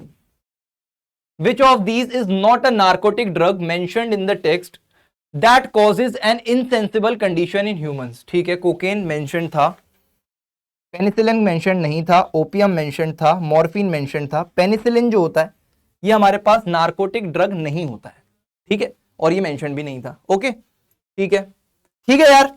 तो यहां पर हमारे पास diseases and first aid नाम का जो हमने chapter start किया था हमारी क्लास 8 बायोलॉजी का, उस पर लगाएंगे पूर्ण विराम। ये तुम अगर वन शॉट देख करके जाते हो तो पेपर के अंदर इस चैप्टर का कोई भी क्वेश्चन, कोई भी फंडा, कोई भी मैटर सॉल्व कर लोगे आसानी से, ठीक है भाई। तो ज्यादा से ज्यादा अपने क्लासमेट्स के साथ, अपने फ्रेंड्स के साथ जो तुम्हारे साथ पेपर में अपीयर होने वाले, शेयर करना। भला करोगे तो खुद का भी भला होगा, ठीक है भाई। तो आज की क्लास को यहीं पर समाप्त करते हैं, मिलेंगे तुमसे अगले चैप्टर के वन शॉट के साथ, देखते हैं कौन सा वन शॉट रहने वाला है, जल्द ही मिलेंगे, ठीक है। आज के लिए टाटा बाय बाय, और इसके जो नोट्स हैं वो भी तुमको डिस्क्रिप्शन में ही मिल जाएंगे, ओके बाय बाय। अच्छा चलता हूं, दुआओं में याद रखना, अपने दिलो दिमाग को सदा खुली किताब रखना, बाय बाय।